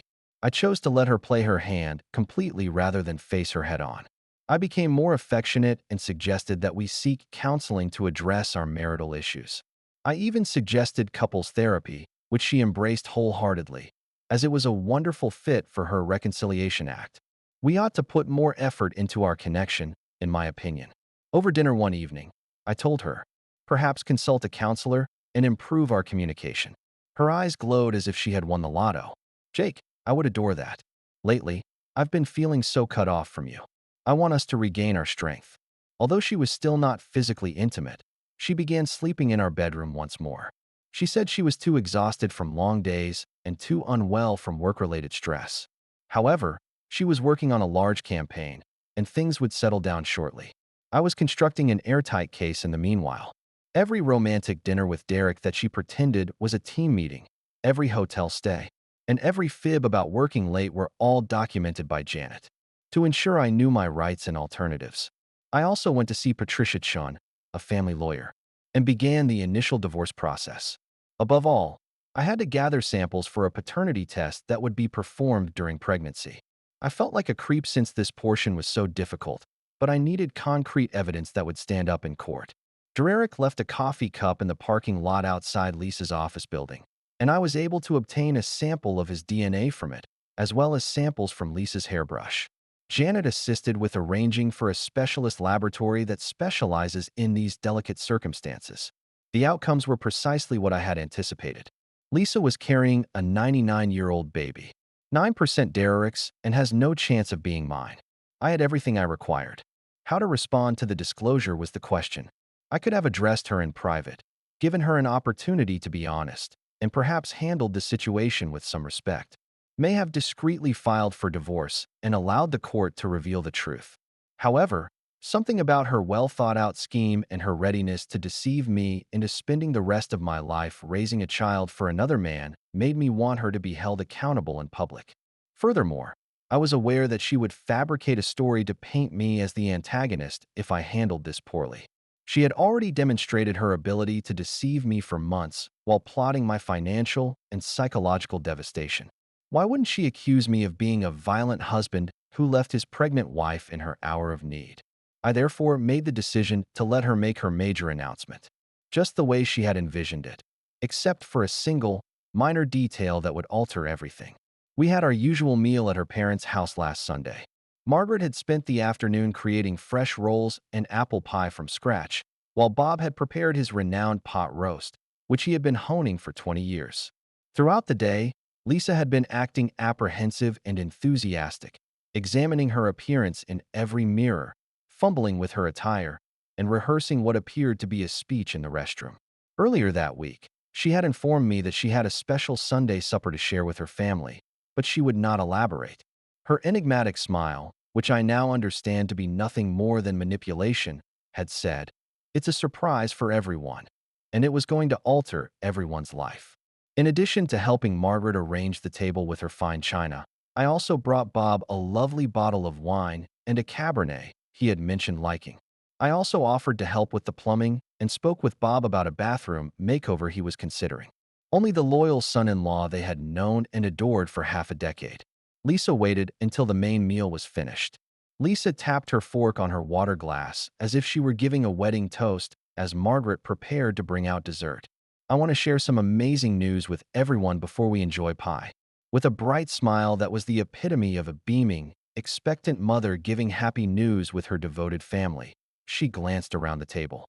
With smiles already starting to appear on their faces, Bob and Margaret leaned forward with anticipation. As I waited for the concert to start, I simply folded my hands in my lap and relaxed back in my chair. With enthusiasm and joy in her voice, Lisa declared, "I'm pregnant. We are expecting a child."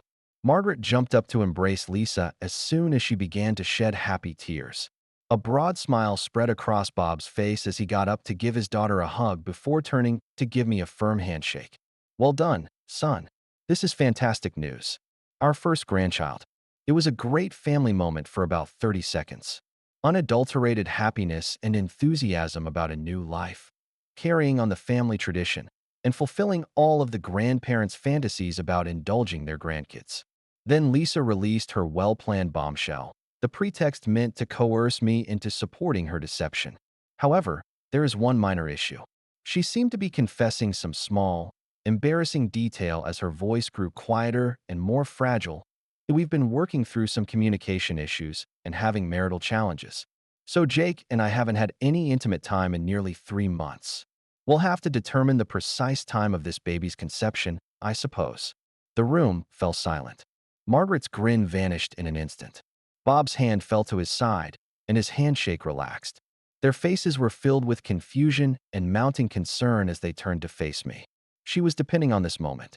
In front of my wife's distraught parents, I would either have to say that the baby was mine despite the impossibility of the timeline, which would make me appear foolish or a liar, or I would have to appear like a cold-hearted jerk who was doubting my wife's father. Rather, I grinned, a serene, sardonic smile that, considering the situation, most likely appeared absolutely crazy. Congratulations to the real father, I remarked coolly as I reached into the pocket of my jacket. As though I were serving them dessert, I took out the manila envelope with the paternity test results and set it on the table in front of Bob and Margaret. 2 weeks ago, I underwent a prenatal DNA test. I do not own the baby. She has been having an affair with Derek, the creative director of her marketing firm, since December. Lisa's face became completely white before turning a fiery crimson. What are you, Jake? How were you able to? I hired a private investigator, I added, sounding calm and serious as if I were talking about the weather. Telephone logs, hotel receipts, and surveillance images of the two of you. The dates that you began sleeping with him and ceased sleeping with me coincide exactly with your pregnancy chronology. Bob's hands trembled as he opened the envelope. The more he read, the darker his face became. Margaret was attempting to take in what was occurring by glancing between Lisa and me like she was watching a tennis match. Is this accurate? Bob's voice was barely controlled as he asked softly. In a frantic attempt to save the day, Lisa resorted to the victim narrative she had likely been developing as a fallback. I can explain, Daddy. For months, Jake has been ignoring me, working nonstop, and never showing concern for my needs or emotions. Derek simply recognized my potential and understood me. Bob interjected, his voice growing louder and more insistent. Answer the question. While you're married to Jake, are you expecting a child from another man? Lisa lost it all, began to cry the ugly, frantic tears that fall when someone sees their carefully crafted lies are coming undone. She confessed to the affair and said she had erred in between sobbing. However, Derek had a deeper understanding of her than I did, and he knew that she was going to leave me once the kid was born anyhow, so we could decide on custody like grown-ups. Margaret was simply gazing at her daughter as if she were staring at an unfamiliar person. You were going to lie to us all and allow Jake to raise a child that wasn't even related to us. Let's make plans for a grandchild. With mascara streaming down her cheeks, Lisa exclaimed, It's not like that. Derek claimed that his marriage was already finished, but he added, I was confused. I didn't know what to do. Pulling out another envelope, I said, You knew exactly what you were doing, getting up from the table. You were intending to get back together long enough to prove legal fatherhood, then get a divorce and get Derek's child support. I can see from your browser history that you did extensive study on how to accomplish this. Now Bob had turned his attention to the surveillance pictures. Images of Lisa and Derek holding hands across candlelit tables, kissing in parking lots, and enjoying romantic dinners were making his face redder. You bought presents for your lover using the credit card that Jake gave you. Now Bob's voice was a hardly contained rage. While you were deceiving us all, you spent his money on another man. Lisa began rambling on about how the marriage had been over in her heart for months as she attempted to explain. How Derek restored her sense of vitality. How she was entitled to happiness despite the difficulties. However, Bob had stopped listening. He was reading Janet's report about the weekend excursions, the hotel receipts, and the intricate tales Lisa had made to hide her activities. He slowly got to his feet and gestured to the front entrance. Silently, Get out, he said. Please allow me to explain, Daddy. Leave my house immediately. I am your daughter. Even though I messed up, I'm still your daughter. To a decent man who has loved her for 6 years, my daughter wouldn't do this. My daughter wouldn't try to coerce her family into parenting a child for someone else by lying to them. Emotion splintered Bob's voice. You're not the girl we raised, but I'm not sure who you are anymore. Margaret was crying again, but these weren't happy tears anymore. How could you harm Jake like this? How could you harm us like this? We had faith in you. Jake, you were as dear to us as our own son. Furthermore, you were going to make us think that this infant was our grandson. Lisa looked around the table desperately, realizing she had no allies left. No one who would support her version of events. Fine, I'll go. But don't expect me to come crawling back when you realize you've made a mistake choosing him over your own daughter. She grabbed her purse and stormed toward the front door, her heels clicking angrily on the hardwood floor. Bob followed her to make sure she actually left. Margaret turned to me with tears streaming down her face. "Jake, I'm so sorry. I had no idea. We had no idea she was capable of something like this." I gave her a hug, feeling genuinely sad for these good people who just lost their daughter in the most devastating way possible. "It's not your fault, Margaret. None of this is your fault. What are you going to do now? Where does this leave you?" "I've already filed for divorce." The papers were served to her office on Friday morning. I pulled out another envelope from my jacket. "I also have documentation of everything she spent using credit cards linked to my accounts. Derek can reimburse me for his girlfriend's shopping sprees." Bob came back into the dining room, looking like he'd aged 10 years and 10 minutes. "She's gone. Didn't even try to argue or apologize. Just got in her car and drove away like she was leaving a restaurant, not destroying her family." He sat down heavily at the table, suddenly looking every one of his 63 years. "Jake, I owe you a huge apology. We raised her better than this. I don't know what happened, but this isn't the girl we thought we knew." "You don't owe me anything, Bob. You and Margaret have been nothing but good to me for 6 years. This isn't about you." Margaret brought out the apple pie anyway, but none of us had much appetite for dessert. We sat around the table for another hour, going through the investigator's report, page by page, trying to piece together how long Lisa had been living this elaborate double life. The most painful part was realizing how many lies she'd told, not just to me, but to her parents.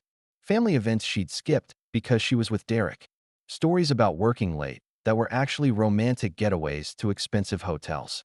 Times she'd claimed to be too sick to visit, but was posting photos from fancy restaurants on Derek's social media accounts. "She's been using all of us," Margaret said quietly, "lying to everyone who loved her, manipulating our emotions to cover up what she was really doing." I left that night with an unexpected sense of closure. I'd been dreading this conversation for weeks, playing out different scenarios in my head, worried about losing the closest thing I'd had to family since my mom died. But having Bob and Margaret's support and seeing their genuine shock and disgust at Lisa's behavior meant everything to me. They weren't just losing a daughter-in-law. They were losing their daughter, at least the version of her they thought they knew. The next morning, my phone started blowing up before 7 a.m. Lisa had apparently spent the night calling everyone in our social circle, trying to control the narrative and paint herself as the victim of a cruel husband who humiliated her in front of her family. But the damage was done. Her own parents had seen the evidence and witnessed her lies and manipulation firsthand. Her sister, Rachel, called me around 10 a.m., crying. "Jake, I'm so sorry. Lisa called me at midnight sobbing, trying to tell some story about you publicly humiliating her and violating her privacy. But Mom called right after and filled me in on what really happened. I can't believe she would do this to you, to all of us." My buddy Carl called an hour later. "Dude, I hate that I was right about this situation, but I'm glad you found out the truth before it was too late. Can you imagine if you'd found out after the kid was born?" Derek apparently got quite a shock, too. According to Janet, who was still monitoring the situation to protect me from any potential retaliation, Lisa showed up at Derek's apartment Sunday night, expecting comfort and support from her devoted lover. Instead, she found out that Derek had no intention of leaving his wife and 2 kids for her in their unplanned pregnancy. He'd been telling her he was separated and planning to file for divorce. But that was another lie in a relationship built entirely on deception. Lisa's been staying at some extended stay hotel near her office, but word is spreading quickly through her company about the affair with a married supervisor. Derek's position is safe because he's apparently the nephew of one of the founding partners, but Lisa's facing some serious professional consequences. Turns out sleeping with your married boss while lying to your own husband creates a hostile work environment that reflects poorly on everyone involved. The divorce is moving along smoothly. Since I have comprehensive documentation of the affair and attempted paternity fraud along with evidence of financial infidelity, Lisa's getting basically nothing in the settlement. No alimony, no claim to my business, no share of our joint savings account. She keeps her car, her personal belongings, and the debt she racked up on affair-related expenses. She tried calling me once last week using a number I didn't recognize, crying hysterically about how she'd made a terrible mistake and wanted to work things out for the sake of our history together. "Lisa, You spent 4 months planning to trick me into raising another man's child and paying for it for 18 years. That's not a mistake. That's calculated fraud. But I love you, Jake. I never stopped loving you. Derek was just a fantasy. But you're real. We're real. You don't destroy someone you claim to love. You destroyed us. You destroyed your relationship with your family, and you destroyed your own reputation and future. That's entirely on you. I hung up and immediately blocked the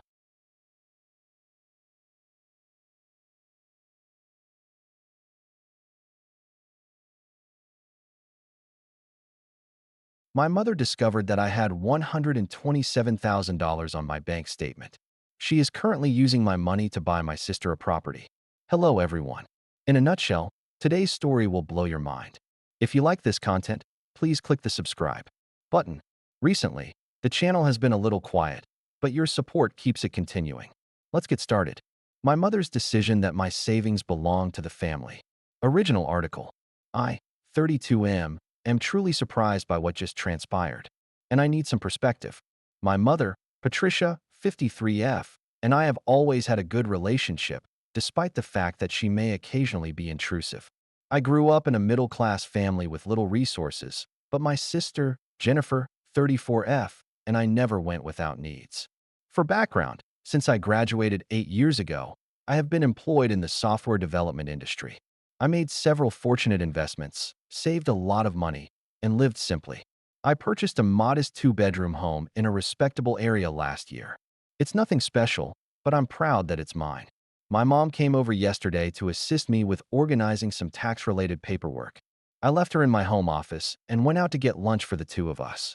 She had this weird expression on her face when I got back, a combination of shock and something else I couldn't quite put my finger on. She was sitting at my desk. She held up my bank statement and said, "Michael, you had this much money. Why? Didn't you tell me?" I felt sick to my stomach. I never imagined she would look through my private papers. Therefore, I had placed the statement in a folder on my desk. My savings account balance was $127,000, according to the statement. I had meticulously saved money for emergency savings and future investments. "That's private financial information, Mom," I said, attempting to speak in a level voice. "That's not something you should be looking at." She dismissed it with a wave. "Away from your mom. Avoid being absurd." "But this is too much, Michael. While your sister struggles to make ends meet each month, you are hoarding money." I was totally caught, off guard as I stood there with my lunch bag in hand. Although Jennifer's pay as a teacher isn't very high, she handles her money well and has never sought my assistance. "That money's for my future, Mom. Retirement, investments, and crises." Her laughter was not a joyful one. "You've got a home already. What kind of emergency would require more than $100,000? In the meantime, because she is unable to make a down payment, Jennifer wastes money on rent each month." From there, the discussion took a different turn. She said I was self-centered, had forgotten my roots, and believed I was superior to my family. She suggested that rather than hoarding wealth in my own property, I could assist Jennifer in purchasing a home, as I clearly didn't need all that money. I made an effort to clarify that my funds were well planned, that I had investing methods, and that I wasn't required to buy my sister a house just because I had money. However, she refused to. "Listen, I raised you better than this, Michael. Family helps family. You have more than enough to share. Now I'm sitting here feeling violated and guilty at the same time," she said, before leaving in a huff, although I'm not sure if she's correct. I've been lucky, so I feel obligated to help my sister, but I'm also angry that she looked through my personal records and is now attempting to coerce me into spending my hard-earned money. Jennifer and I haven't spoken yet. I'm not even sure whether she is aware of this. My mother has been bombarding my phone with SMS about being morally upright and not being avaricious. Is it incorrect of me to wish to save my savings for the future? How can I deal with this without ruining my connections with my family? One update after 2 weeks. It's unbelievable that I'm back here with an update so quickly, but things have gotten worse than I could have ever imagined. Following my initial post, I followed your advice and made an effort to speak with my mother in a cool, collected manner. 3 days after the incident, I gave her a call and proposed that we have coffee to talk about privacy and limits. On the phone, she seemed remarkably reasonable as she agreed. I ought to have been more aware. When I got to the coffee shop, I saw my mother, my sister Jennifer, and my mother's sister, my Aunt Linda. An ambush occurred. They had even selected a booth in the corner where I would find it difficult to depart. Before I could sit down, my mother started talking about Michael. We are here because we care about your direction and because we love you. The setup of the intervention style nearly made me giggle. The way to save money. Despite her uneasy appearance, Jennifer spoke out. I was unaware of your funds until my mother informed me, Michael. I want you to know that I didn't request this. My mother, however, stepped in. She shouldn't need to inquire. That's the role of family. We support one another. Aunt Linda added anecdotes about how my grandparents always supported their kids, how wealth should be distributed within the family, and how my generation had forgotten the importance of family. It was a well-planned assault on my decisions. And character. When my mother took out her phone and showed me screenshots of real estate listings, I was really taken aback. I've been doing research, she said with pride. She had been using my money to look for a house for my sister. There are several suitable houses in Jennifer's school district. 3 bedrooms, 2 bathrooms, good neighborhoods. With your $127,000. You could put down 20% on a $300,000 house and still have money left over. I said, trying to contain my growing rage, Mom. Money that is not yours cannot be spent. Spending is not the issue. In response, she said, it's an investment in family. Jennifer's rent is $1,500 per month. It might be used to pay for a mortgage.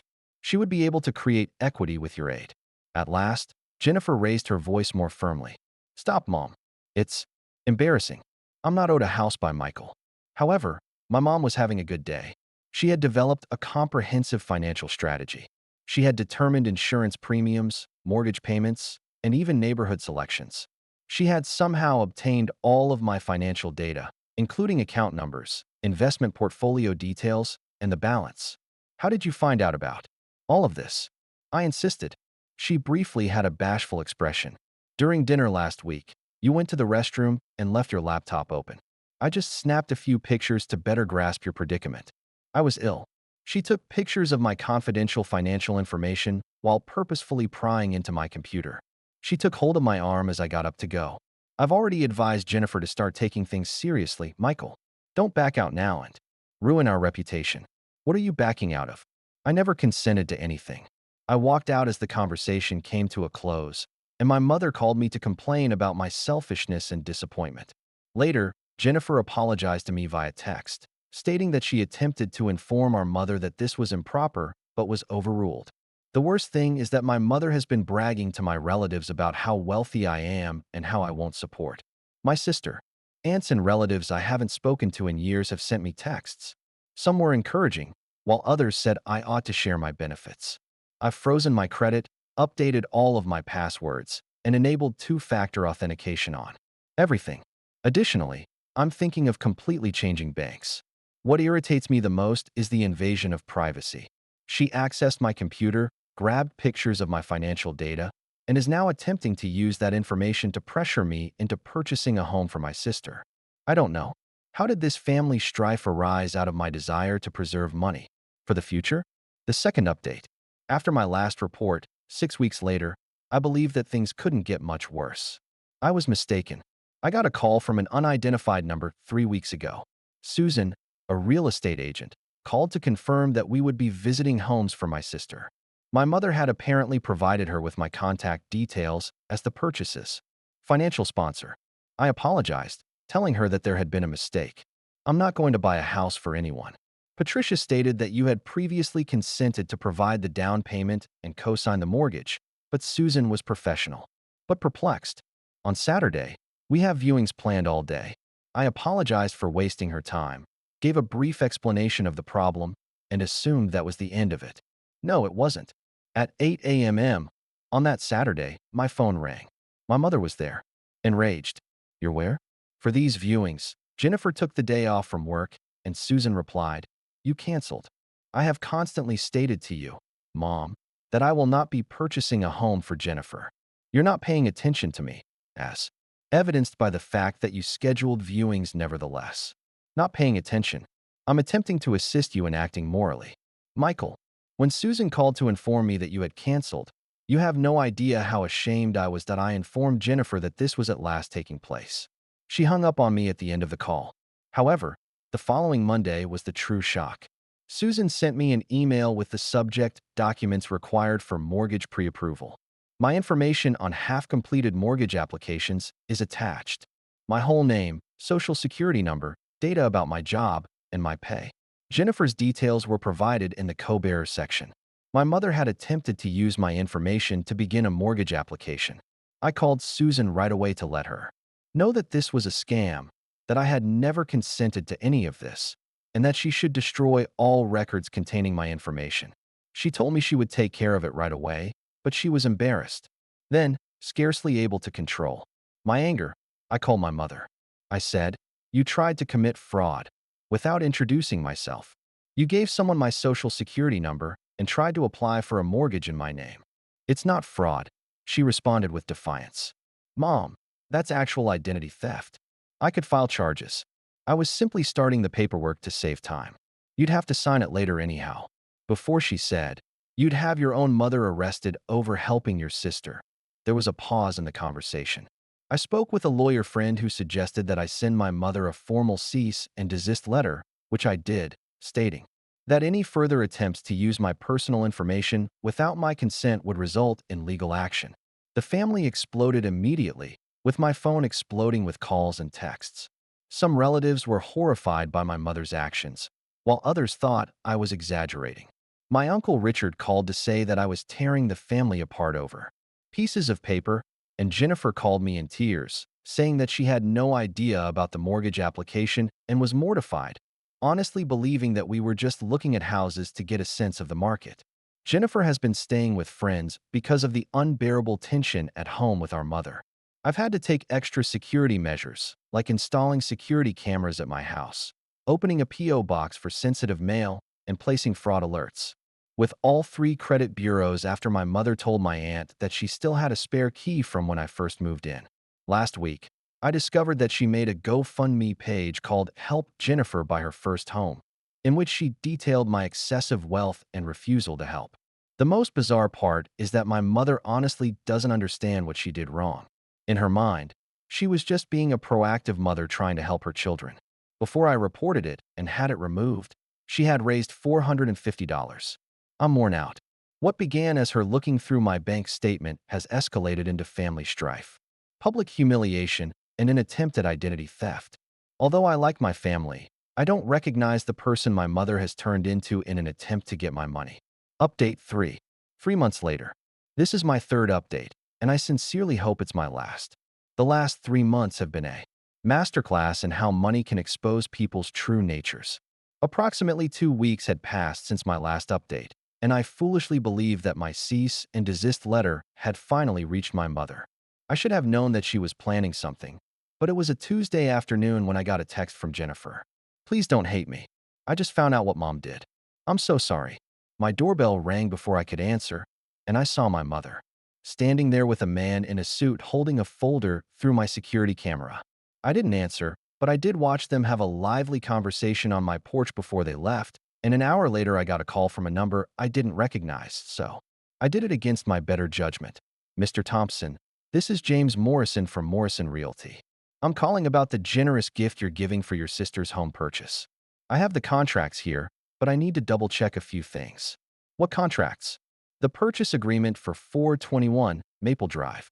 Patricia, your mother, said you agreed to pay the $78,000 down payment and closing costs. We just need your signature and proof of funds." I took a deep breath. "Mr. Morrison, I'm afraid you've been misled. I have never agreed to purchase a house or provide any money for a house.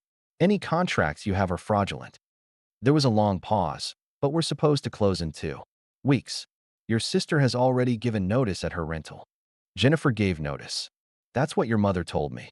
I explained the situation as professionally as I could, and Mr. Morrison was understanding but worried about the legal ramifications. My mother had manipulated my sister into a terrible situation, and Jennifer had less than 30 days to find new housing because she believed our mother's lies.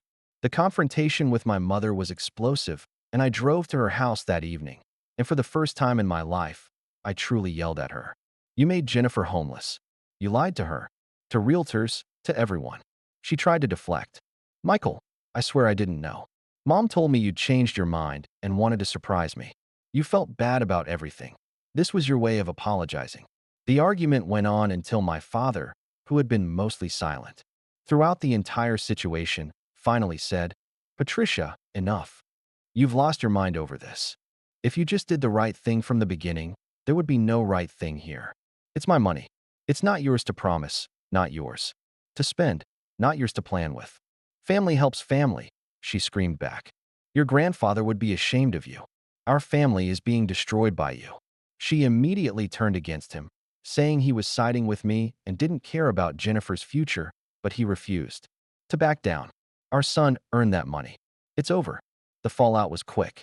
Jennifer got a new apartment with friends' help, and even though the move cost her a lot of money, I offered to help with the moving costs. My mother has been telling everyone that I'm a greedy son who let his sister go homeless instead of sharing my fortune, and most of the family has realized my deceit, especially after learning about the attempted fraud and the phony house purchase. Last week, I got one last surprise. A certified letter in my mother's handwriting arrived. It contained an invoice for raising me, listing everything from diapers to college contributions, totaling $47,892. She stated that this was less than half of what I owed her and that I could pay the remaining amount by buying Jennifer a house.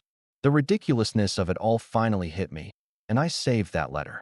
My lawyer says it might be helpful if she escalates further. As of today, I haven't spoken to my mother in 6 weeks. Jennifer has become closer to me during this ordeal, and she has apologized repeatedly for our mother's behavior and begun therapy to deal with the manipulation she has endured. My father calls occasionally, regrettably reporting that my mother is still convinced she did nothing wrong and that he is considering separation if she doesn't get help. The money that began it all is still in my account, still mine, and still growing through careful investment. I've learned that financial privacy isn't just important, it's essential.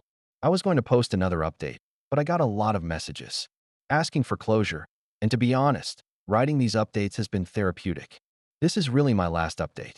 For months have passed since my mother tried to use my money to buy a house. For months after she destroyed our family, over $127,000 that was never hers to claim. The conclusion to the story is not only depressing, but also somewhat hopeful.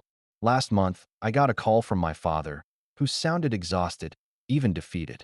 It turns out that my mother had been spiraling deeper into her obsession with my money, creating elaborate fantasies about what she could do with it and how she could help not just Jennifer, but other family members. She had spent hours calculating how to distribute my wealth among the family. The bank incident was a wake-up call for my father, who gave her an ultimatum: seek professional help or face divorce. Michael, my stomach dropped. What kind of episode? She tried to access your old savings account, the one from when you were a teenager. Security had to escort her out. The mother who went through my bank statements wasn't the woman who raised me. She was someone consumed by financial desperation and anxiety. She's been in therapy for 6 weeks now, and my father says there's been progress, though she still struggles to fully accept responsibility for her actions. The therapist has helped her understand that her behavior was a form of financial abuse and that her sense of entitlement to my money was a coping mechanism for her own financial fears. My mother was diagnosed with an adjustment disorder with anxiety triggered by financial stress she'd been hiding. Apparently, she and my father had been struggling with debt from some bad investments, and the discovery of my savings had triggered something in her, a desperate belief that all their problems could be solved if I would just share. This doesn't excuse her behavior, but it explains the sudden change in her personality. As she jokes that our mother's insanity taught her the value of financial independence, she is doing well in her new apartment and has begun a side business of tutoring students online to supplement her teaching income. 2 weeks ago, I received a letter from my mother. It was a genuine letter, not an invoice or demand, and it was brief. Michael, I apologize. I lost myself in fear and greed. Your money was never mine to claim or distribute. I'm working on understanding why I felt entitled to what you earned. I hope someday you can forgive me, though I understand if you can't. Mom, it's a start. I'm not ready to resume contact yet, but I appreciate the acknowledgement. My cousin Sarah joked that I should write a book called How to Turn Your Family Crazy with One Bank Statement. The drama surrounding the extended family has mostly subsided, though some relatives still believe I should have helped. My money is still there, quietly growing, and I've actually increased my savings rate, partly out of spite and partly because this experience taught me the value of financial security.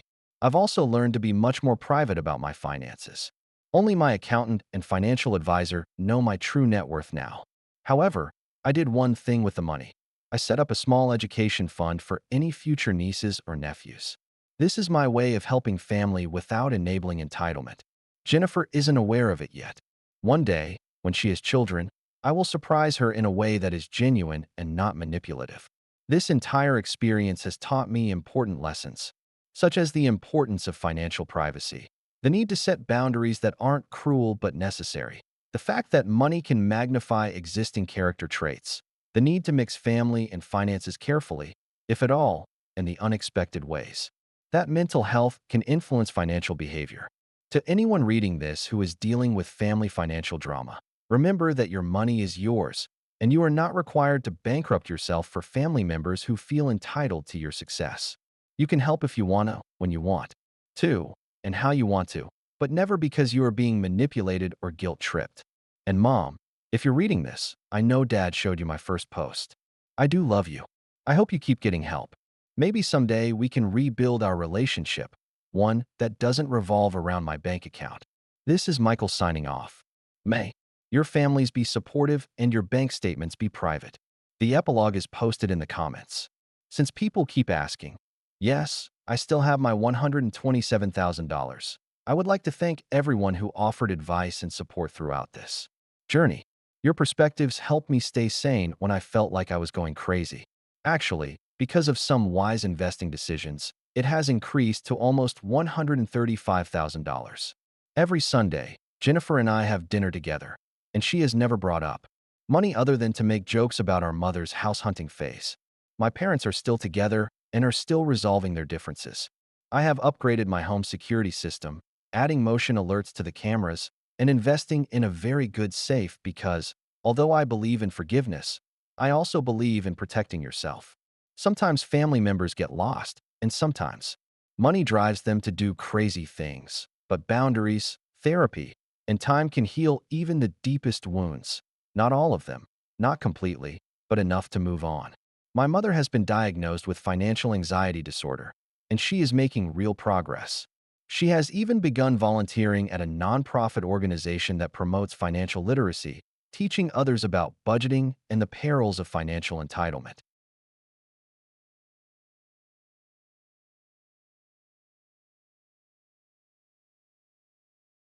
I waste it by sleeping during the day, so my dad, who is 59 years old, gave my brother the key to my house. I'm a 26-year-old night shift air traffic controller. Update. He now wants me to sell it and purchase a studio apartment that fits my needs. Hello, everyone. In a nutshell, today's story will blow your mind. If you like this content, please click the subscribe button. Recently, the channel has been a little quiet, but your support keeps it continuing. Let's get started. Original article. Honestly, I'm at my wit's end and need some perspective, but I never imagined that I'd be posting here at 26 am. I work the night shift starting at 11 p.m. as an air traffic controller at a large airport until 7 a.m. It's a hard job that demands complete concentration. Literally, people's lives depend on me staying awake and getting enough sleep. Despite the odd hours, I have been doing this for 3 years, and I enjoy what I do. I finally saved up enough money 6 months ago to purchase my own home, a modest 3-bedroom home in a peaceful neighborhood that was picked because it's not close to major roads and has little noise during the day. To make sure I can get a good night's sleep during the day, I built soundproofing, blackout curtains, and even a white noise generator. This home was created with my work schedule in mind, and it is my haven. This is when the dispute begins. My 59-year-old father has always been disapproving of my choice of profession. Being traditional, he thinks that actual work takes place between 9 a.m. and 5 p.m. He keeps saying that I'm wasting my talent and living like a vampire. Even when I explain the value of round-the-clock air traffic control and my great pay of $85,000 a year. He unleashed a bombshell last week. James, my 29-year-old brother, and Patricia, his 27-year-old wife, are expecting their second child. They are currently having space issues in their two-bedroom apartment. No, my father said over the phone. They demanded that I let them use my house during the day since I'm not using it properly during normal hours. In other words, Michael, you sleep all day like some kind of nocturnal creature, while everyone else goes about their lives. That house remains vacant and worthless. James and Patricia might use it as a daycare center for the children, or perhaps even as Patricia's home office. You would still have it available at night if you needed it. I was astounded. I attempted to clarify that I wasn't using my home. I need to sleep for both my health and my work. During the day, the house is not deserted. It's accomplishing its main goal of giving me a peaceful, dark place to sleep. However, my dad refused to listen. You picked this way of life, he continued. The world cannot be expected to revolve around your sluggish schedule. James needs support today more than you need an empty house during working hours. Family helps. Family. No, my house, my rules, my schedule. I told him firmly. I clarified that having guests in my home while I was sleeping would be like someone hosting a party in his bedroom at 2 in the morning. He accused me of being selfish and claimed that I was hoarding money that could be used for the family's benefit. James is now texting me and accusing me of being irrational. He contends that they would keep to themselves and simply utilize the kitchen and living room, possibly the spare bedroom for the infants' naps. He doesn't realize that even innocuous activities during the day, including footfall, conversation, kitchen sounds, and doors opening and closing, can ruin my sleep. Despite her best efforts to be impartial, my mother, 57F, is constantly saying that it would be good if I could assist James. The only person who supports me is my sister Jennifer, 24F, who points out that no one would ask a police officer or night shift nurse to give up their house while they were sleeping. The problem is that I'm beginning to question myself. Yes, I do have 2 empty spare bedrooms. Theoretically, I could try changing my schedule or using earplugs to sleep, but something about this whole affair feels really off. I put a lot of effort into this house, especially to make it fit my needs, and now I'm being made to feel bad for utilizing it as I should. Am I the one who won't sacrifice my health and sleep for my brother's convenience? Is it appropriate for me to keep boundaries around my house and place of rest, or should I be more accommodating now that I have the space? One update. After 2 weeks, they began to use my home. In any case, the situation has drastically worsened, and I'm shocked to be back here so quickly. I appreciate all of the comments on my initial post. I felt less crazy after reading your affirmation, but regrettably, it didn't help with my family. I believe the issue was resolved when I told everyone no with firmness. To be careful, I even updated my locks and installed a Ring doorbell system to keep an eye on my house. I believed I was being overly suspicious. No, I wasn't. I got home from work around 7:30 a.m. last Monday, exhausted from navigating several emergency landings and weather delays. My brother's automobile was in my driveway when I noticed it. My heart fell. He had arrived around 6:45 a.m., according to my Ring app. He arrived at 3 in the morning with Patricia and their kid, Thomas. At my door, I confronted them. James pretended as though nothing was wrong while holding my coffee mug. Hey, Michael. To avoid traffic, we arrived early. I was outraged, but I tried not to lose my cool when my mother added, "You'd be cool with us using the space since you're going to bed anyway." Patricia had a Zoom conference at 9 o'clock. I told them to get out right away. Patricia broke down in tears, accusing me of treating a pregnant woman cruelly when she only desired a peaceful workspace. Thomas had obviously been informed that he was going to Uncle Michael's fun place because he was already playing with toys in my living room. James made an effort to blame me. "Hurry up, dude. We've already arrived." Thomas was giddy. "Simply go to bed. You won't even be aware of our presence. We will resemble mice." I resisted and said I would call the police. James called me a self-centered jerk before they finally departed. As Patricia sobbed about how some people don't understand family, she made a show of collecting Thomas's toys. That seemed to be the end of it. I was mistaken. I put in extra locks and made it clear to my parents that James was not allowed at my house while I was sleeping. My father accused me of being overly theatrical and claimed that I was causing needless family strife over nothing. I woke up at 3 p.m. on Wednesday. A child's laughter could be heard in my home.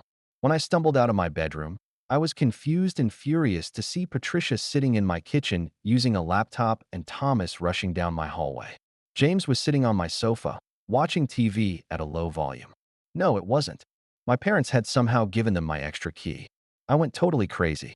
Before a shift where I would be in charge of hundreds of lives, I was functioning on 3 hours of interrupted sleep. Therefore, I'm not proud of the way I yelled. I insisted that they depart right away. Patricia attempted to counter that I was exaggerating and that they had been so calm. James claimed that I was acting insane and that most people don't get upset when their relatives arrive. In fact, I picked up my phone and dialed the cops. They started to take me seriously at that point. I filed a report even though they left before the police showed up. When I described my profession, the cops showed empathy. One of them had served in the military and knew how important sleep regimens were for important jobs. The family exploded. Right away, there were so many calls and texts on my phone. In a message, my father called me a disgrace to the family name and claimed that I had put selfishness ahead of blood. On the phone, my mother sobbed as she described how she never imagined the day would come when one son would call the police on another. Here's the worst part, though. My father then said that since I'm obviously ill-equipped to manage my unconventional lifestyle and family responsibilities, perhaps I should reevaluate my living arrangement. In fact, he advised me to investigate night worker housing, as if it existed, so that family members who work during regular business hours may use my home. I'm genuinely heartbroken, angry, and exhausted. Although I adore my family, they disregard my wants and career. Though it feels crazy, I've started researching restraining orders because I'm at a loss for what else to do. Jennifer has been my pillar of support, pointing out that James' work schedule is more typical and that our parents would never consider breaking into his flat without permission or insisting he give up his house. To make me feel safer, she has been spending her days off with me. Due to my inability to get enough sleep, I've had to call in sick twice this week. My boss is worried but understanding. My career is now being impacted by this, which aggravates me even more. For those who wonder why I don't simply relocate my bedroom to the basement or book a hotel room during the day, I would say that I should. I live here. My family doesn't respect my limits. Thus, I shouldn't have to hide in my own house or pay for other housing. Next week, I have an appointment with a lawyer to go over my alternatives. I never imagined that this would happen, but here we are. The second update, the restraining order and the family fallout occurred a month later. Writing this update is challenging. A roller coaster of emotions, family strife, and court processes has characterized the past month. Hold on tight if you're following this nonsense. I went ahead and hired a lawyer after the break-in incident. Yes, I'm calling it that. She suggested requesting a restraining order against James and Patricia right away after being horrified by my family's actions. I installed a more complete security system and changed all the locks again as she advised. A temporary restraining order was issued while a full hearing was being held. The family had a nuclear meltdown once James was served. At 10 p.m., my father arrived at my place. At least he arrived while I was awake and utterly furious. He was standing on my doorstep, beating on the door and yelling that I was ruining the family and betraying all of the loyalty lessons he had taught me. Without opening the door, I used my Ring camera to record everything. When I told him I was going to contact the police, he finally departed, but not before uttering something that still bothers me. I don't have a son. Instead of hiding behind attorneys and law enforcement, a true guy would support his family. You're sleeping your life away like a worthless jerk when your sibling needs assistance. Every day, my mother texts me, alternating between angry and guilty messages. She shared pictures of Thomas in tears, saying he missed his Uncle Michael's home and couldn't figure out why he couldn't go there anymore. As if after 2 unauthorized visits, a 3-year-old instinctively became attached to my home. Last week was the complete hearing for the restraining order. James and Patricia arrived with a lawyer my parents had paid for. Later, I found out they attempted to claim that my response was out of proportion to typical family visits, and that, by having a close family relationship, I had implicitly granted them permission. Their argument was ruined by my lawyer. She showed my job schedule, the police reports, the Ring footage, and even a statement from my supervisor about how important it is for air traffic controllers to make the right arrest. The judge issued a 1-year restraining order, declaring that my work schedule and sleep demands were legitimate and protected by law, and that it is improper to enter someone's house without permission, regardless of family ties. Patricia merely sobbed as James erupted in court, accusing me of betraying my family and declaring, "I'd regret choosing a job over family." She spoke loud enough for everyone to hear as they walked away. While we suffer, I hope he's content to be by himself in his empty house. The fallout has been harsh, yet illuminating. My family is divided. In private, some cousins and aunts have expressed their understanding of my situation, but they are unable to openly express it without risking my father's wrath. Some have utterly disconnected me, accusing me of selfishness and claiming that I have American individualism derived from family values. Last week, my mother sent me a lengthy email, which was the most agonizing part. She explained that because James and Patricia cannot afford a home near the city, they are now searching for one farther out. Then she blamed me, saying, "I always thought I raised children who would support each other. If I just shared my space, they could have saved money and stayed nearby." I suppose I only succeeded with James. Here's the problem, though. I've also gotten unanticipated help. I was directed to the legal resources of the Air Traffic Controller Union by my boss. It seems that shift workers actually have to cope with discrimination. They have promised to assist me in the event that I experience retaliation at work or require further legal assistance. Support and guidance have been extended by a number of co-workers who have had comparable family problems. One told me how his marriage failed because his ex-wife's family expected him to just get by working nights and frequently scheduling family get-togethers during his sleep hours. Jennifer has been amazing. With my joyful consent, she has temporarily moved into one of my extra rooms in order to make me feel safer and to demonstrate something to our family. Because she respects my schedule, she has been recording how quiet she is during the day when I sleep and how natural our arrangement is. She also disclosed a lot of information. It seems that for months, our father has been taking out loans from James to pay for some poor investments. He assured James that he would find a solution to their housing predicament. His answer was my home.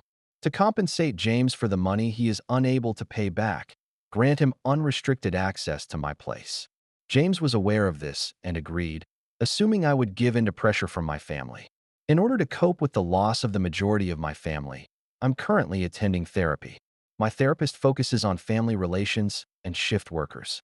She has assisted me in seeing that my schedule isn't the reason why my family doesn't respect my boundaries.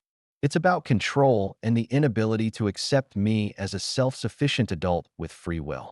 Additionally, I've joined a night shift online support group. I've learned how widespread this discrimination is from the stories I've heard from nurses whose families plan to eat dinner at 2 p.m. on all holidays. It's a common problem that no one discusses, even when they argue to security guards that their spouses' families deem them lazy for napping during the day. It's quiet at my house once more. I get a good night's sleep from 8 a.m. to 4 p.m. I've added some plants that do well in low light levels and upgraded my blackout curtains. When our schedules coincide, Jennifer and I enjoy movie nights. It's turning into the haven I always wanted it to be. I'm done sacrificing my work, safety, and health for individuals who don't appreciate my decisions, but I'm not giving up on all of my family ties. If they think I'm selfish because of that, then so be it. The last update. The recommendation and my choice were made 3 months later. This is going to be my last update on the matter. I've been unsure whether or not to post this, but I believe it's crucial for people who may experience comparable discrimination to know how these tales can conclude. After the restraining order was lifted 3 months ago, things had truly begun to return to normal. In addition to doing well at work and getting accommodations for managing a complicated emergency landing sequence, I've been getting good sleep and getting along well with Jennifer as a roommate. Despite having regular marketing hours, she is very considerate of my timetable. Even our Sunday night dinner routine has been established: breakfast for me, dinner for her. That has turned into my week's high point. Then, via my Aunt Susan, my father made contact last week. He desired to get together for a calm conversation regarding the future. I consented against my better judgment and the counsel of my therapist. At 9 p.m., we met at a 24-hour diner, which is a neutral venue. While I'm normally awake, my dad appeared older and worn out. I briefly hoped he might come to regret and comprehend That optimism was short-lived.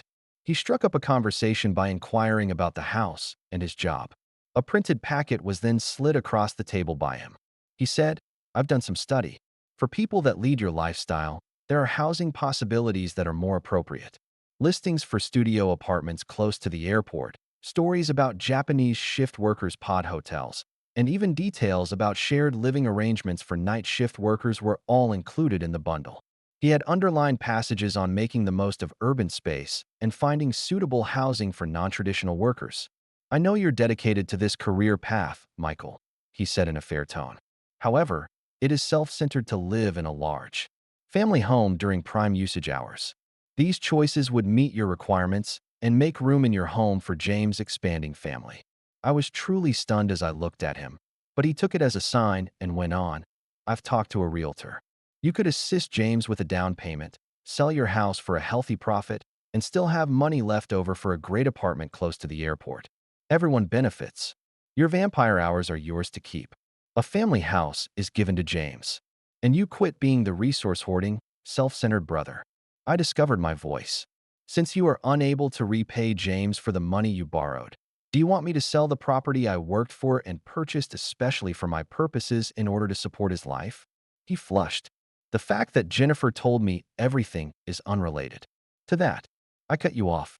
Regarding the money, your assurances to James, and how my house helped you fix your financial issues." His hand smacked against the table. "Kids assist their parents. Family supports family. Your generation believes that personal limits and individual rights are the most important factors. What about responsibilities to your family? How about honor? How about some respect?" I fired back. "What about the pride that comes from embracing your kids for who they are? Dad, I rescue lives. I securely direct flights, transporting hundreds of people to the ground every night. But you don't value me since I do it at night." His expression was icy as he leaned back. "You are valuable. You're self-centered. There is a distinction." I realized. We were done at that point. Not only with this discussion, but also with any aspirations of a romantic partnership. I got to my feet. "My house is mine. I will continue to work. I'm sticking to my plan.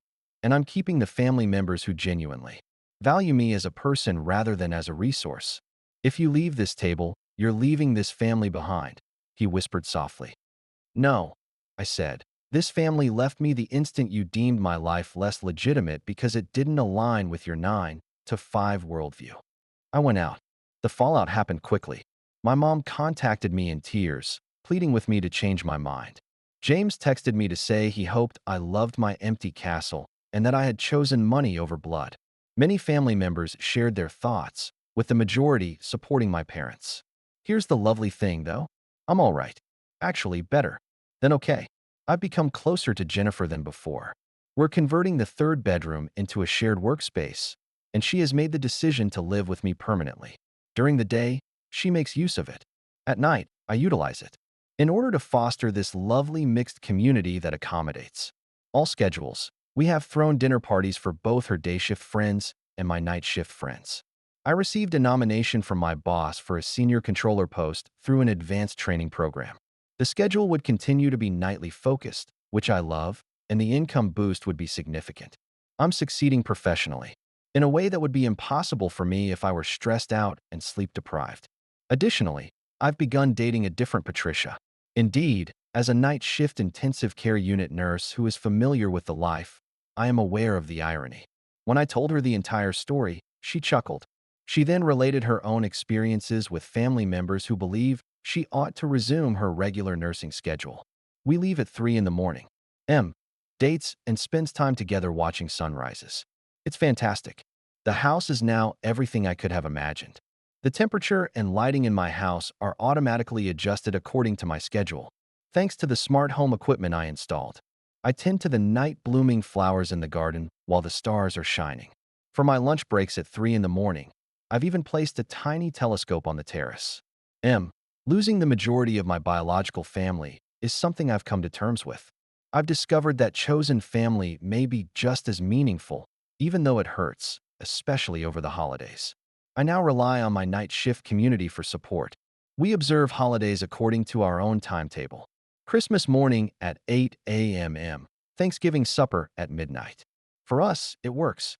Anyone reading this who works irregular hours and deals with family obligations should know that their schedule is reasonable. You have a legitimate career. You have a right to sleep during the hours you need to be productive. Your decision to arrange your life around your professional obligations is not selfish. Sleeping in your house during the day isn't a waste. If family members don't appreciate your decisions, you don't have to give up your work and health for them. Letting go of those who will never recognize your value is sometimes the cost of tranquility. Although it hurts, leading a genuine life is more valuable than continuing to be in relationships that demand you to be someone you're not. Michael is my name. Air traffic controller is what I do. I work at night and sleep during the day. I live in a lovely house that is ideal for me. And in spite of what my father thinks, I am making the best use of my life and my resources in order to prosper, make a positive contribution to society, and find pleasure. Now the sun is going down. It's time for me to prepare for work, where I'll be spending the night ensuring that thousands of people reach their families safely. I know the worth of what I do, and that's plenty, even if my own family doesn't recognize it.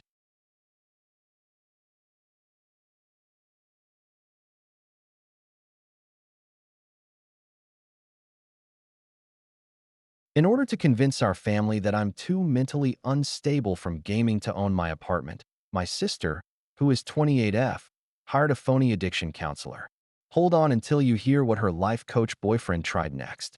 Hello, everyone. You will be astounded by today's tale. But quickly, click the subscribe button if you like this article. Recently, the channel has been a little quiet, but your support keeps it continuing. Let's get started. Original article.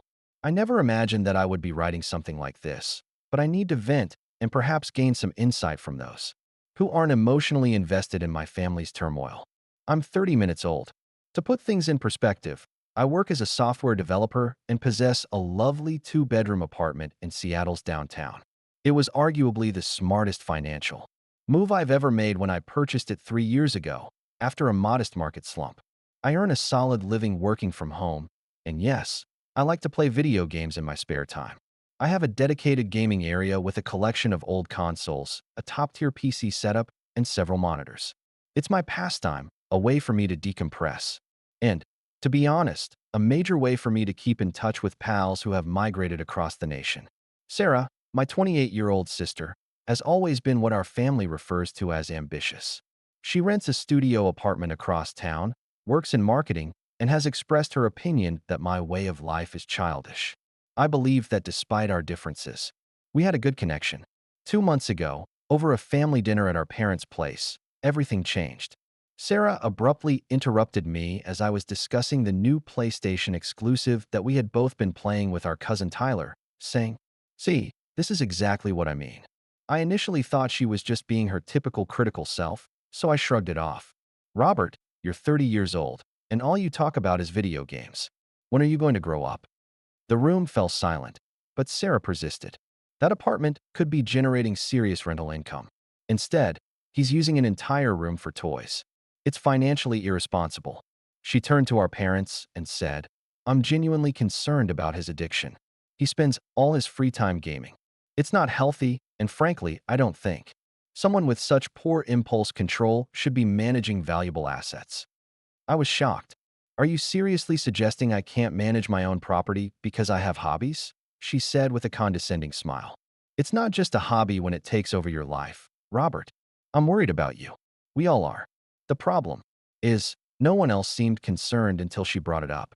Our dad even attempted to defend me by saying that I've never missed a mortgage payment and that my apartment has increased in value by 30% since I bought it. However, Sarah had sown the seed, and ever since then, she's been on what I can only describe as a campaign.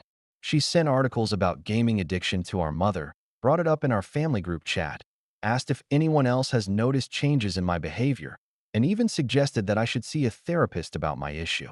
The worst part is that she began making comments about how she could help me manage my money until I recover. I need to be clear.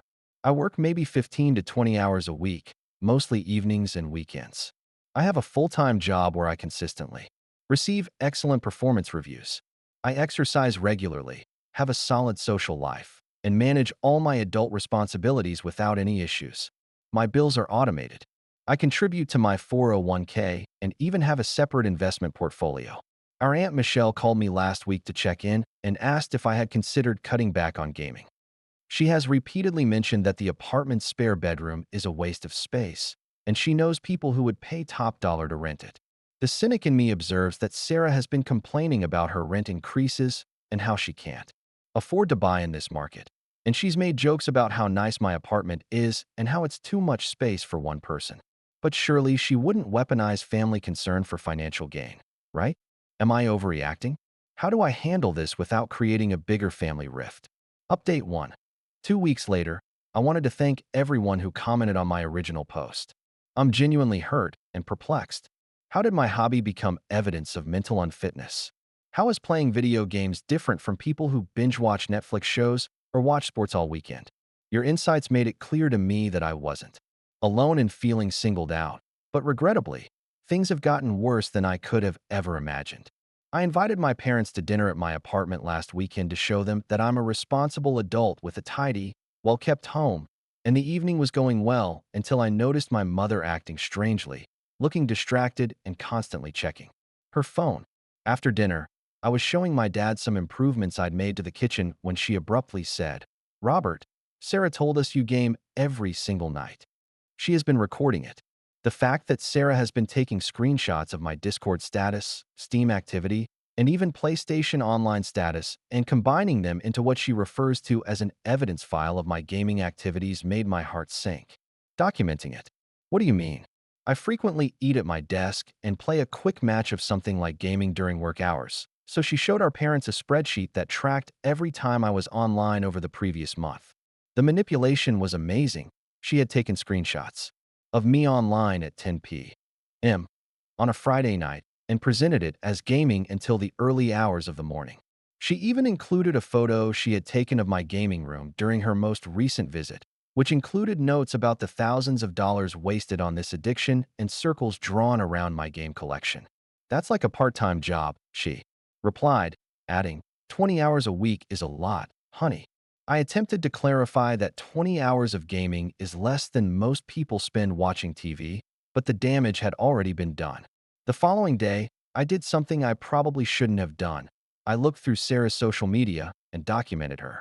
I found Instagram posts from 5 different pricey brunches over the previous month, a story about her going out to bars or clubs at least 3 nights a week, numerous posts about her shopping hauls and new designer items, comments on friends' posts about being broke and in need of a sugar daddy, and an intriguing discovery.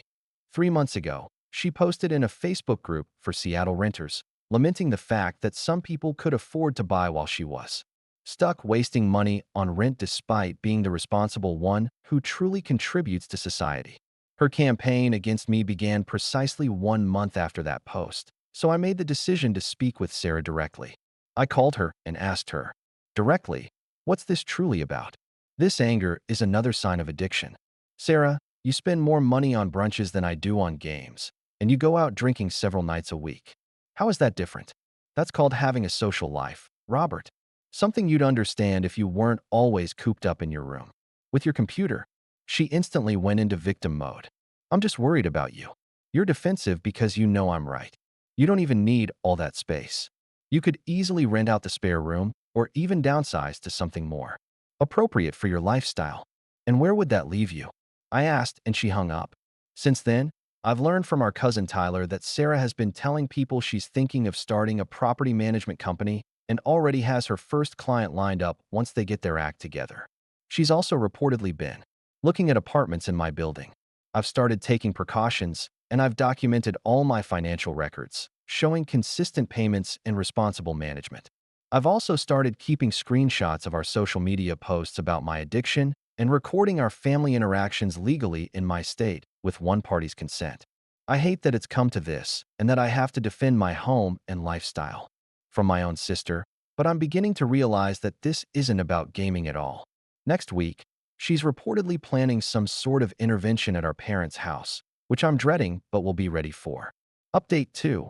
A month later, the intervention was worse than I had anticipated, but not in the way Sarah had planned. I arrived at our parents' house to find not only my immediate family, but also Aunt Michelle, Uncle George, and 3 of our cousins. Sarah brought a professional addiction counselor, Dr. Marcus Webb, to lead the intervention, and I was suspicious.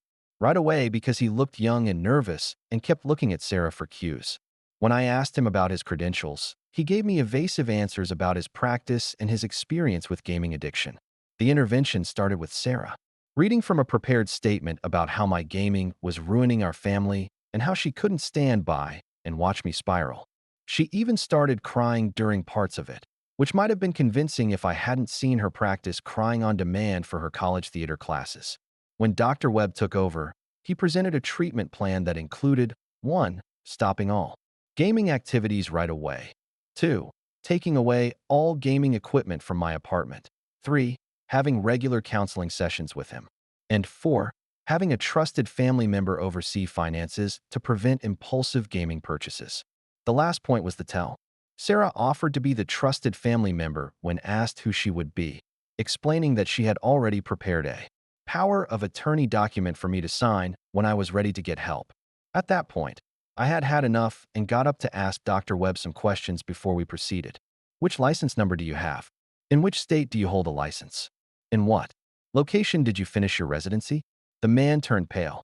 Because I find it odd that a licensed addiction counselor would suggest complete cessation without any assessment, would suggest financial control as a treatment method, and would happen to have paperwork ready that benefits my sister financially. I said, ignoring Sarah's attempt to interrupt. My Uncle George, who's a psychiatrist, perked up at this. Actually, I'd like to see those credentials, too. What followed was beautiful chaos. Dr. Webb stammered, tried to excuse himself to use the bathroom, and practically ran out of the house. Sarah tried to follow him, but our dad blocked her path. Sarah Michelle Johnson, he said, using her full name like when we were kids in trouble. Who was that man? After an hour of interrogation, the truth was revealed. Dr. Webb was actually Marcus, a friend from Sarah's improv class, who had been given $200 to pretend to be an addiction counselor. The room erupted. Our mother was mortified. Uncle George threatened to report Sarah for fraud. Aunt Michelle, who had been sympathetic to Sarah's concerns, called her a cunning little snake. And, in a last-ditch attempt to salvage her scheme, Sarah broke down in tears, real ones this time, and admitted she was drowning financially. Her car was 2 payments away from repossession. Her rent had increased by 40%. She had $15,000 in credit card debt from trying to maintain an Instagram-worthy lifestyle, and she had written his entire script. It's unfair. My mother, who is always the mediator, tried to suggest that I might be able to help Sarah with a loan, but I quickly shut that down. So, let me be clear, I said. You tried to convince our entire family that I was mentally unfit, hired a fake doctor, and tried to obtain power of attorney over my finances because you're broke and jealous. Sarah's response was, no, Sarah. No, I wouldn't. The fallout was swift, with our parents making it clear that Sarah would not be allowed to return to their home until she received professional help from a real therapist. Our extended family group chat erupted with messages supporting me and denouncing Sarah's actions, even from cousins who had initially believed her concerns. The silver lining is that this whole ordeal has actually made me closer to the rest of my family. My dad has asked me to teach him how to play some co-op games. Uncle George bought a Switch, and we occasionally play Mario Kart online. I haven't filed charges, but I have everything documented in case she tries anything else. I've since learned that Sarah had been telling different stories to different family members. To some, I was depressed and gaming was my escape. To others, I was manic and spending recklessly on games. I've started a family Discord server with cousin Tyler, where different family members come to chat and sometimes play games together. As for Sarah, last I heard, she moved in with a friend and was selling her designer items on Poshmark to earn money for her rent. I've blocked her on all of my social media accounts and told our parents that I won't be going to any family gatherings if she's there. I've also taken extra precautions with my apartment, installing security cameras, changing my locks, and making sure all of my financial documents are secure. I've been working with a financial advisor to set up additional protections for my assets. The entire experience has been eye-opening. I never thought someone would use family matters for financial gain, especially not my own sister. However, I've discovered that sometimes those who claim to be looking out for your best interests are really just looking out for themselves. The final update is 2 months later. I thought this story was over, but Sarah apparently had one more. Card to play. This update is both an ending and a warning to others who might face similar situations. 6 weeks after the failed intervention, I received a formal letter from a law firm threatening to sue me for defamation based on what I told our family about her fake counselor scheme. To anyone dealing with similar situations, document everything. Trust your instincts and never let anyone make you feel guilty for enjoying your hobbies, especially when you're managing your responsibilities like an adult. My gaming setup is still exactly as it was before I upgraded to a new graphics card last week because, you know what? It's my apartment, my money, and my life. She hired a fake doctor to defraud you, and she's suing you for defamation. Please, tell me you have evidence. I had everything. The screenshots, the recordings, the fake website, and even security footage from my parents' house showing Dr. Webb fleeing the scene. I immediately contacted my lawyer, who actually laughed when he read the letter, which demanded $50,000 in damages and a written apology to be shared with our entire extended family. That should have been the end of it, but Sarah doubled down in the most dramatic way possible. She also sent a counter notice that if she continued this pointless litigation, we would countersue for attempted fraud, conspiracy, and intentional infliction of mental distress. Our parents called me in a panic 2 weeks later after Sarah showed up at their house at 2 a.m., hysterical, claiming that I had stolen her identity and hacked her bank accounts. She brought printed bank statements that showed mysterious withdrawals, and she claimed that I was retaliating against her for trying to help me. The problem is that I work in software engineering, so if I wanted to hack someone, I wouldn't leave a paper trail that led directly to me. More importantly, though, I had been at a company retreat in Portland at the time of these alleged hacks, with dozens of witnesses and a very public Instagram story that documented the entire trip. Our parents didn't believe Sarah's story, but they were worried enough to suggest that we all meet with a mediator to work out our differences. I agreed, primarily because I wanted witnesses for whatever Sarah tried next. It was an eye-opening meditation session. Sarah arrived with a new advisor, a man named David, whom she introduced as her financial consultant and life coach. Red flags were raised right away. As the session went on, it became evident that Sarah and David had a plan.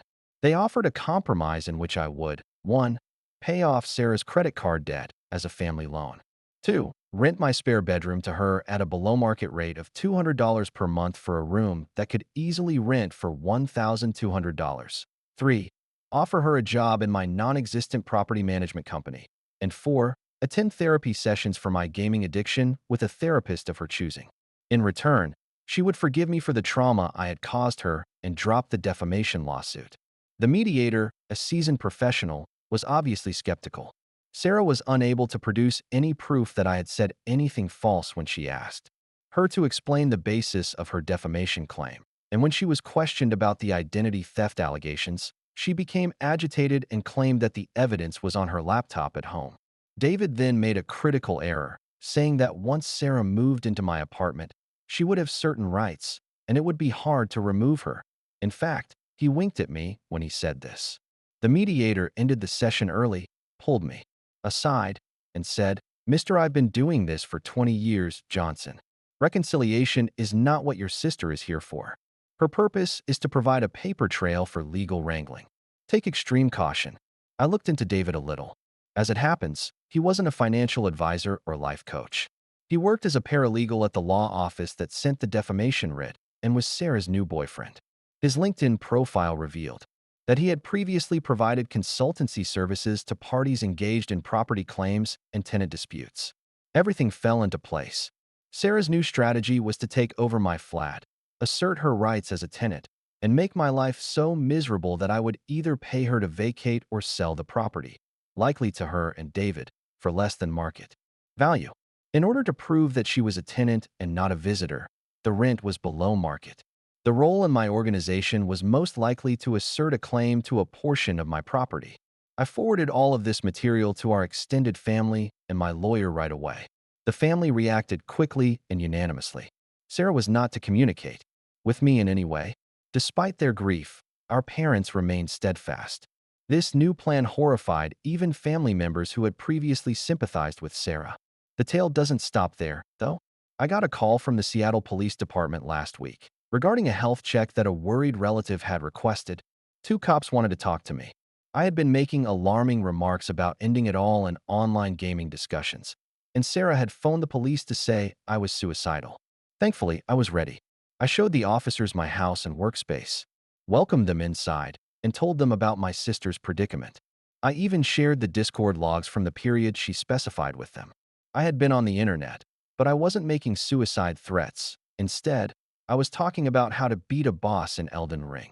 The cops took notice of the fake report and showed understanding. This was the last straw. At this point, I've requested a restraining order against Sarah.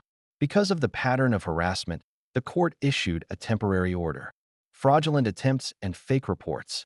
Next month is the hearing for a permanent order.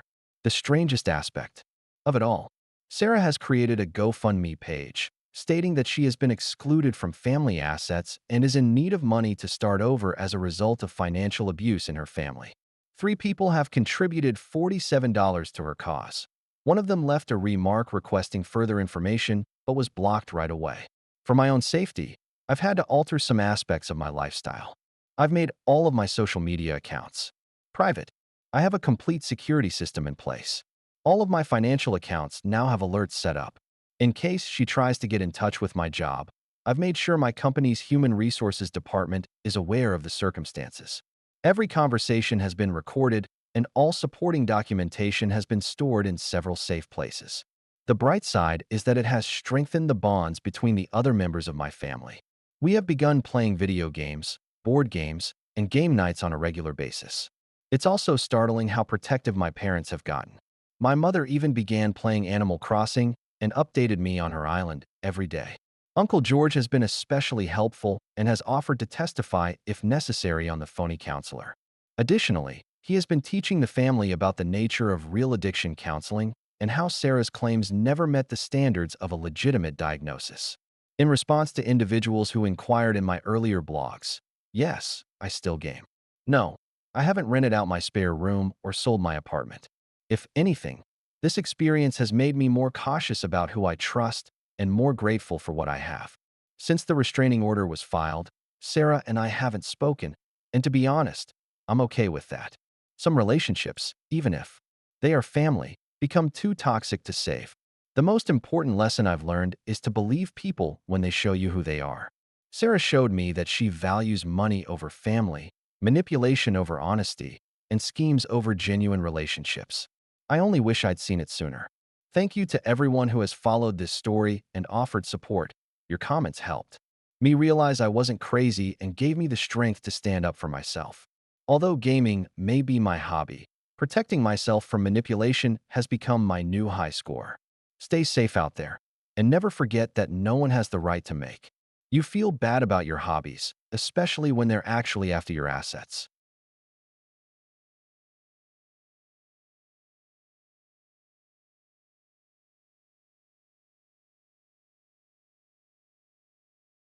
When I discovered why, I initially destroyed both of our families, including myself, because Kay was a girl. You see, ever since Janet was a young child, she claimed to despise girls and only like boys, friends, romantic partners, and coworkers. She only surrounded herself with men. When Janet became pregnant, she threw a huge gender reveal party with everything decorated in blue, hoping that it would be a boy. I remember watching her face fall as pink smoke filled the backyard, forcing a smile, but I saw her shoulders slump. For the remainder of her pregnancy, she shared articles about toxic femininity and posted in these boy-mom Facebook groups about hoping for a son. After Kaylee was born, things became strange, as Janet would dress her only in gray or beige. When Janet announced her second pregnancy last year, she was furious that it was a boy and declared that she would terminate it if it was a girl. She tried every old wives' tale and looked at Chinese gender calendars, but I still can't believe it. At family gatherings, she called her the baby instead of her name,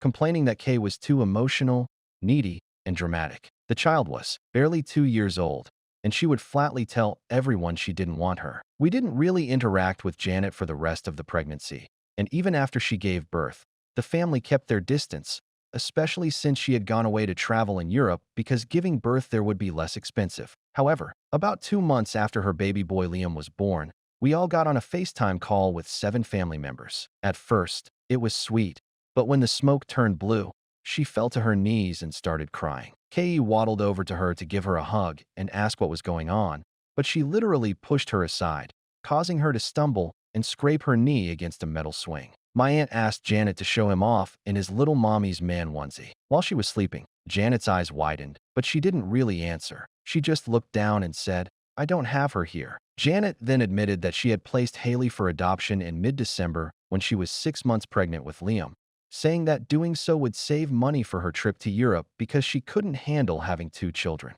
Everyone in the call was shocked, and my grandmother began clutching her chest 30 seconds later. Her breathing became labored, and she kept gasping Kale's name. I yelled at Janet that Ryan and I could have taken Kay, even though he did appear extremely uncomfortable. At that point, the call went into chaos, and Janet disconnected. Had to be taken to the emergency room when I got home that night after making sure Grandma was okay. I discovered Ryan in our bedroom deleting pictures from his phone. They were all from 4 years ago, and some of them appeared to be random black and white ultrasound lookalikes. The timeline did coincide with when I was pregnant before I miscarried, so it might have been a coincidence, but I decided to push him a little. I asked him what he was deleting, and he simply got up and went to the bathroom to continue deleting. When he returned, I asked him what he was doing in there, and he simply snapped, telling me that I was paranoid and that the fact that Kaylee was placed for adoption was Janet's business, and that was strange. I hadn't even mentioned Kay. The following day, I specifically told him to look into where Kaylee had her paternity and other documents to help me build this case. As anticipated, the PI worked quickly. He had hotel records, credit card receipts, and recovered deleted messages. The timeline was damning. 4 years ago, right after my miscarriage, when I was in the hospital, Janet had comforted Ryan. Kaylee was born exactly 9 months later, and the PI even managed to obtain Kaylee's DNA from a toothbrush she used at home. It was a match to Ryan. I remember crying when I learned the news. It took everything I had not to scream and just blow everything up, but instead, I remained composed. A week later, I found myself sitting in my car outside my apartment with the manila envelope containing all of this evidence. My husband would be returning home in an hour, and Janet was coming around to catch up, and I watched them both pull into the parking lot simultaneously. "Hey babe," Ryan said without looking up, "Jane just got here." I placed the envelope on the coffee table and said, "We need to talk. All 3 of us." Janet rolled her eyes. "If this is about Kay again. I told you it's done the same way."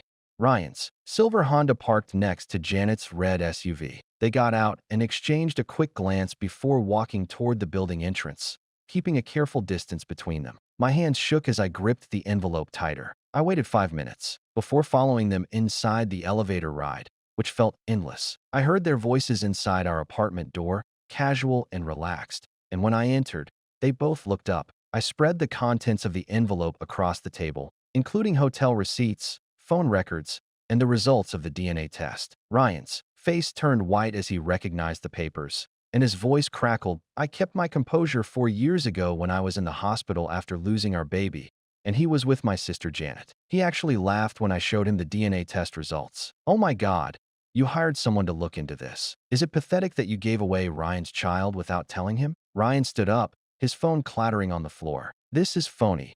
You're making this up because you're envious that Janet had children, and you couldn't?" I took out my phone and pressed play on the recording, and Ryan's voice filled the room as he spoke to Janet about keeping their secret about how I could never know that Kale's real father, Janet, died when she sat down her water glass and cracked it. "You recorded us the P. I did this from your own security system, Janet, the one you installed after Liam was born." I put the papers back into neat piles. "I've already filed for divorce from Ryan. Our joint accounts are frozen. You'll be getting papers tomorrow." Ryan lunged for the documents, but I pulled them back.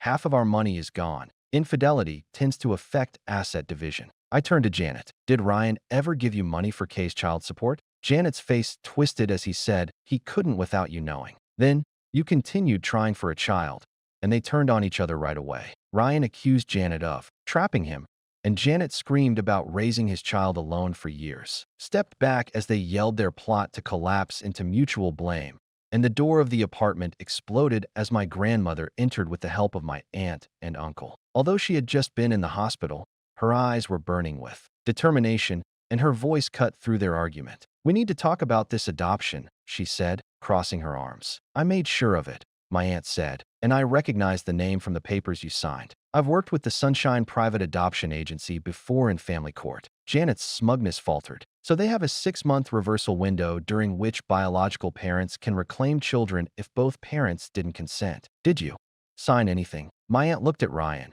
and he shook his head slowly. I didn't even know she was pregnant until after Kaylee was born. It was from a one-night stand, and I picked a family in Oregon specifically so you couldn't find her. Janet spat at me, and they're probably already attached to her. I took out another document, and it seems that you didn't tell them about Kale's behavioral problems, the ones you complained about constantly. Janet grabbed for her phone, and I said quietly, I'll call them right now and tell them to keep her.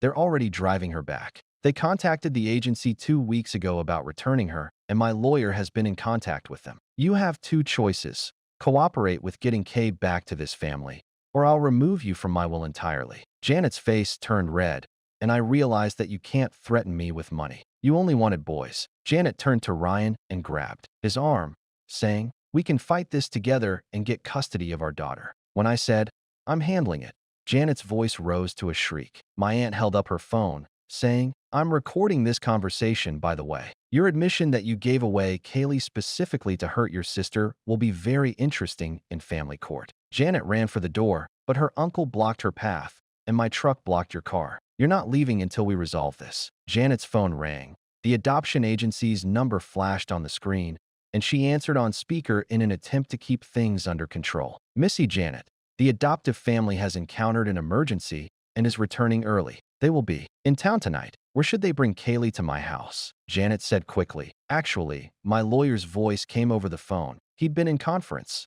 and we've arranged for Kaylee to be brought to her great-grandmother's house. All parties have agreed that this is the safest neutral location. Janet threw her phone against the wall, shattering it into pieces, and Ryan backed away from her as she directed her anger at everyone in the room. You planned this, all of you. She pointed at me. You'll never be her mother. Never, but neither will you, I said quietly. You made that choice when you gave her away to hurt me. My aunt produced a folder, and my aunt said, Ryan, these are parental rights documents. If you sign them, you can avoid prosecution for abandonment and back child support. Ryan's hands trembled as he took the papers and said, prosecution. You knew about Kay for years and offered no support? My aunt clarified that Janet's messages showed that you knew he signed without reading in a desperate attempt to save himself. Janet watched in horror as her last ally broke down, saying, this isn't over. And Janet hissed, I'll get her back. She's mine legally, yes. My aunt agreed. But family court will be very interested in your social media history, including all those posts about not wanting a daughter. The adoption was motivated by your statement that you'd rather sell her than give her to family. So we left the apartment in separate cars and drove to my grandmother's house. Janet attempted to follow, but was stopped for driving too erratically. And by the time she got there, the adopted family's car was already in the driveway. I stood on the porch as they brought Kaylee out. The adoptive mother was smaller than I remembered, wearing a pink coat that I had never seen before, and she clutched a stuffed elephant. The adoptive mother appeared exhausted, and she had been asking for someone named Auntie for weeks, crying every night. My heart broke, and when Janet pushed through the group, Kaylee backed away and hid behind the adoptive father. I don't know you, Kaylee whispered, and Janet fell to her knees, saying, I'm your mommy, baby, remember? But she shook her head and pressed closer to the strangers who had been taking care of her over the past few months. Auntie, she ran to me, wrapping her little arms around my legs and exclaiming, where did mommy go? The scene descended into chaos as my grandmother escorted everyone inside after Janet's scream of rage sent Kay into tears. Emergency custody papers were prepared, lawyers were called, and the battle for Kay was just getting started. But for the first time in years, I felt hopeful. The emergency custody hearing was set for 3 days later, but those 72 hours turned into a battlefield of family warfare and legal wrangling that tried every last bit of my remaining strength. Janet arrived at my grandmother's house at 6 in the morning after Kaylee arrived. Janet tried to push past him, but he remained firm, so she fled. I was banging on the door, demanding that her daughter's uncle stay overnight, especially two. Stop this. He opened the door just enough to let her know that any communication needed to go through lawyers. The adoptive family from Oregon had provided sworn statements about Kale's behavioral issues, including constant nightmares, refusing to eat, crying for hours, and asking for Annie. They documented everything, which worked in our favor, but Janet's lawyer was arguing that they were exaggerating. That afternoon, Ryan showed up at my grandmother's house while I was there with Kay. She was coloring quietly at the kitchen table, still withdrawn and confused,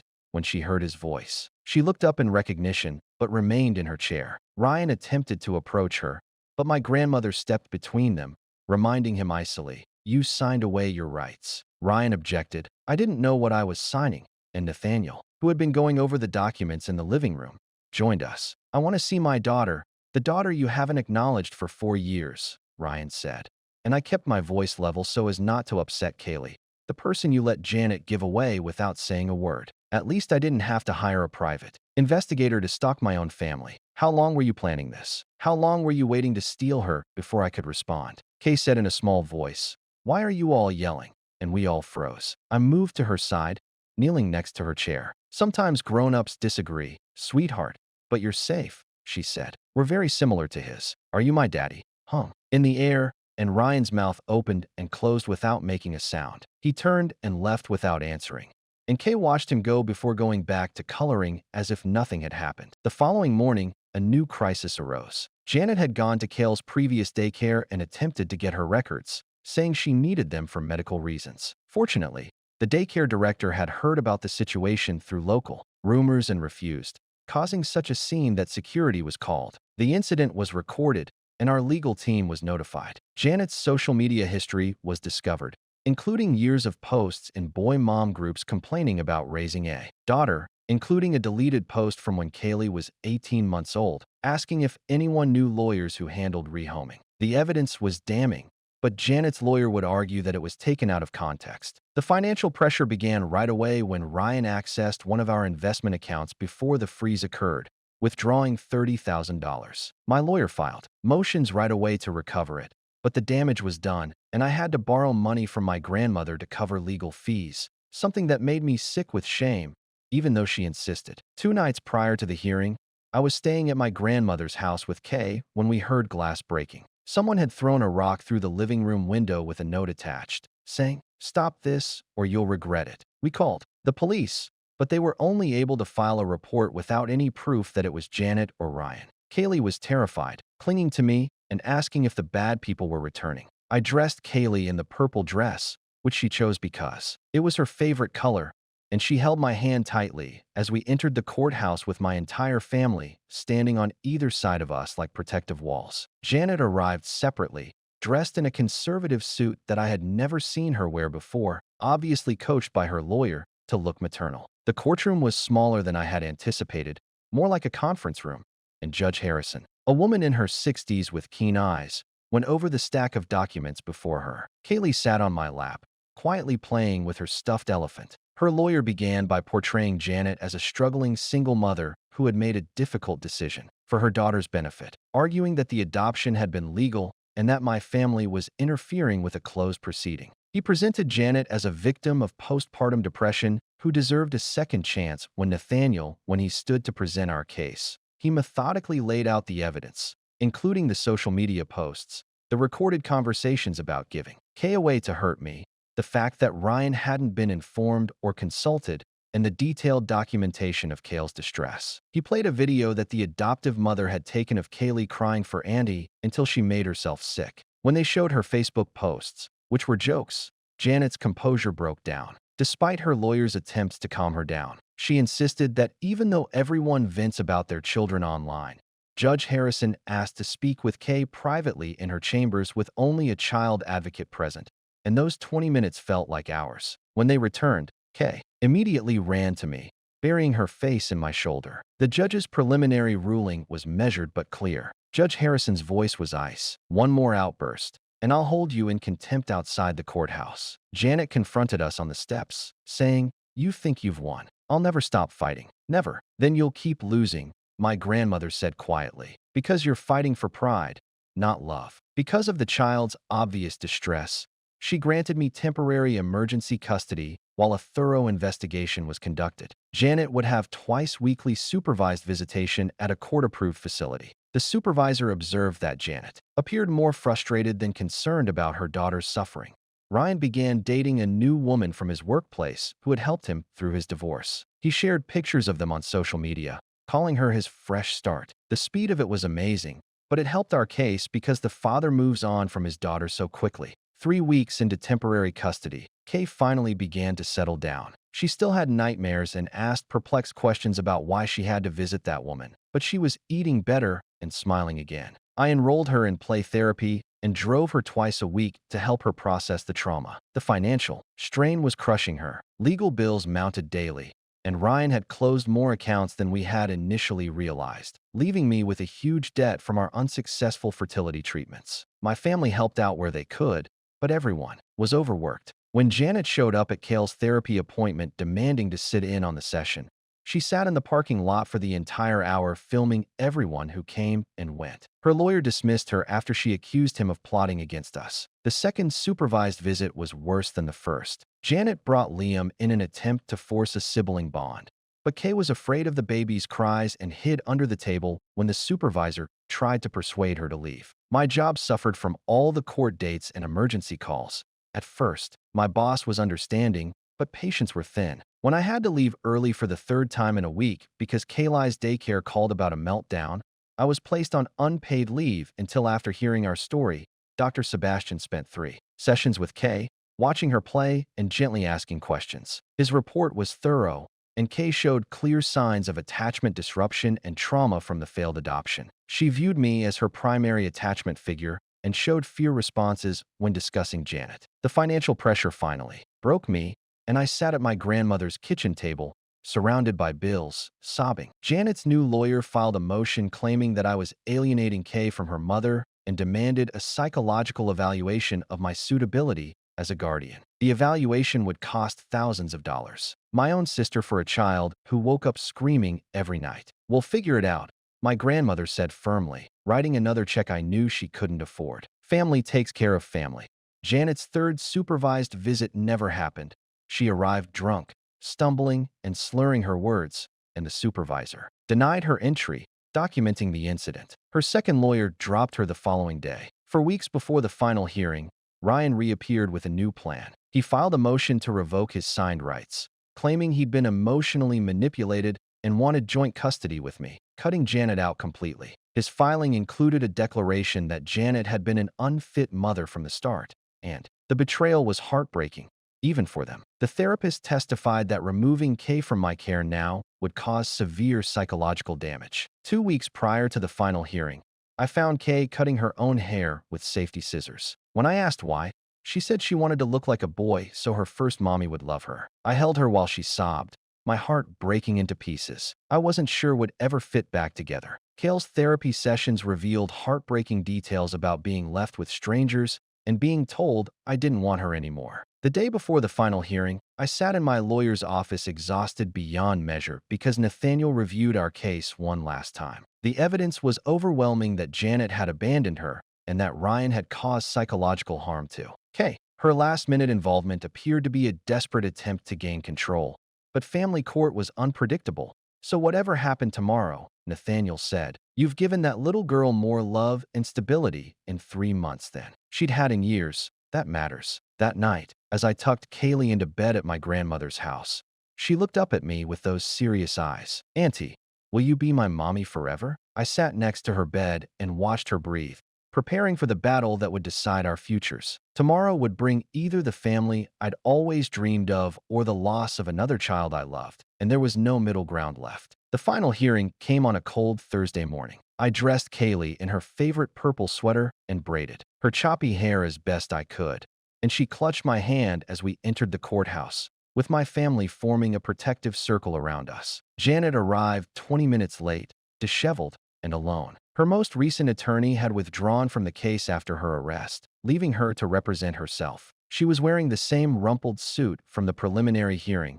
with coffee stains visible on the sleeve. Ryan sat on the other side of the judge. Harrison entered the courtroom with his new lawyer, a well-dressed woman who had apparently persuaded him that he still had parental rights despite signing them away. He avoided eye contact with everyone and was absorbed in his phone. Harrison addressed the elephant in the room, which was Janet's arrest for threatening court officials. Janet attempted to explain it away as stress, but the judge interrupted her, noting that it showed poor judgment and impulse control. Nathaniel methodically presented our case, presenting the psychological evaluations that showed Cale's attachment to me, the documented evidence of Janet giving her daughter away despite Janet's inability to connect with her daughter, and the financial records that showed that I spent all of my savings to support Kay, while Janet hadn't contributed a dime since the adoption. When Sebastian took the stand, he described Kale's trauma in clinical terms that made my chest hurt. He said that the abandonment had caused her to feel deeply insecure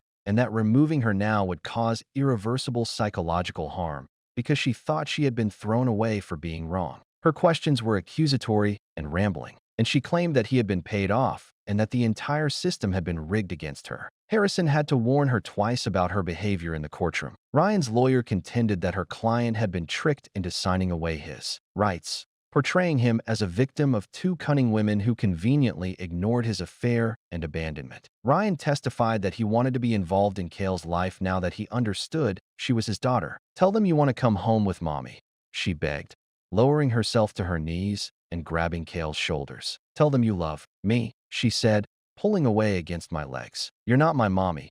You gave me away." The court officer stepped in, but the damage was done. Kaylee spent the remainder of the hearing in my lap, her face buried in my shoulder, occasionally peeking out to make sure Janet wasn't approaching. When the hearing resumed, Judge Harrison called Kay to her chambers voluntarily, even giving the judge a small smile. They were gone for half an hour. When they returned, the judge's face was grim. She acknowledged Janet and Kay's biological relationship, but she went on, biology alone didn't make a parent. Janet had abandoned her child out of gender preference and spite. She'd shown no genuine interest in Cale's well-being, only in winning a battle regarding Ryan. The judge noted his complete absence from Cale's life for 4 years. His sudden interest coincided suspiciously with his divorce proceedings and appeared more about control than genuine paternal concern. His signed relinquishment of rights was legal and binding. The judge granted me full legal custody with no visitation. Rights for Janet pending completion of parenting classes,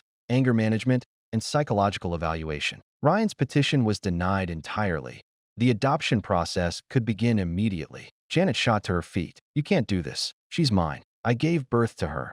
And then you gave her away, Judge." Harrison replied, "This court's primary concern is Cale's well-being, not your regrets." Security approached Janet as she began to move on the bench toward me, but her face twisted in anger, saying, "This isn't over. I'll appeal. I'll fight this until you're bankrupt." Ryan slipped out during the chaos, not even looking at the daughter he'd claimed to want, and gathered her papers with obvious disgust outside the courthouse. My family gathered around us in a group hug, and Kaylee, still confused, managed a tiny smile as she saw the celebration. That evening, Janet showed up at my grandmother's house with Liam on her hip. She had been drinking, and when we didn't answer, she pounded on the door, demanding to see her daughter. And when we didn't answer, she began yelling accusations at the windows, and neighbors called the police. I watched from as officers led her away. My grandmother was holding Liam. After several incidents, the adoption proceeded slowly, with background checks, home visits, and court appearances. 3 months into the process, Ryan sent a single email saying, "I'm moving to Seattle for work. I won't contest the adoption. Tell her just to take care of her." Jaylee's appeals went unanswered, and her behavior at hearings continued to deteriorate. Her parents reported that she had shown up hammered, demanding money, claiming we had stolen her life. The adoption was finalized on a Tuesday, and Kaylee wore a new purple dress and held a stuffed elephant that the judge had given her. When I asked her if she wanted to be my daughter, she nodded solemnly and said yes, in a clear voice that evening as I tucked her into bed in what was now her room. She also asked if Janet would try to take her away again, so I smoothed her hair, which was still growing out unevenly, and promised to keep her safe. 6 months later, at a school function, I met David, whose daughter was in Cale's class. He was widowed and understood complex family dynamics.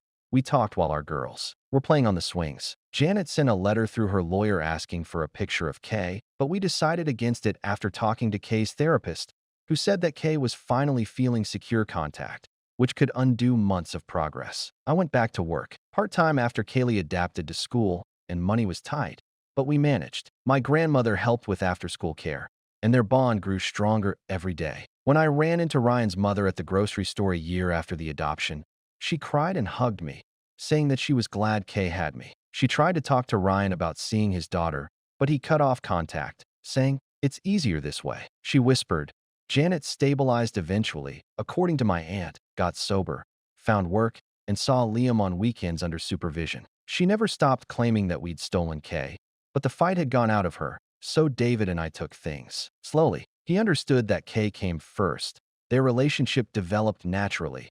He taught her how to ride a bike. She showed him her drawings. And when he proposed 2 years later, he asked Kayle's permission. The wedding was small, with only Kaylee as my maid of honor, beaming in a purple dress that she chose herself. At the reception, she whispered, "Now I have a real daddy too." After tucking her in that night, I stood in her doorway and watched her sleep. The journey had been nothing like I had anticipated when Ryan and I battled infertility, but this child, who had been abandoned by the people who should have loved her the most, had become my entire universe. In the end, Janet had been correct about one thing. Although I would never be Kayle's biological mother, I was her mother in every way that mattered. Kaylee still had nightmares occasionally and continued to attend monthly therapy sessions.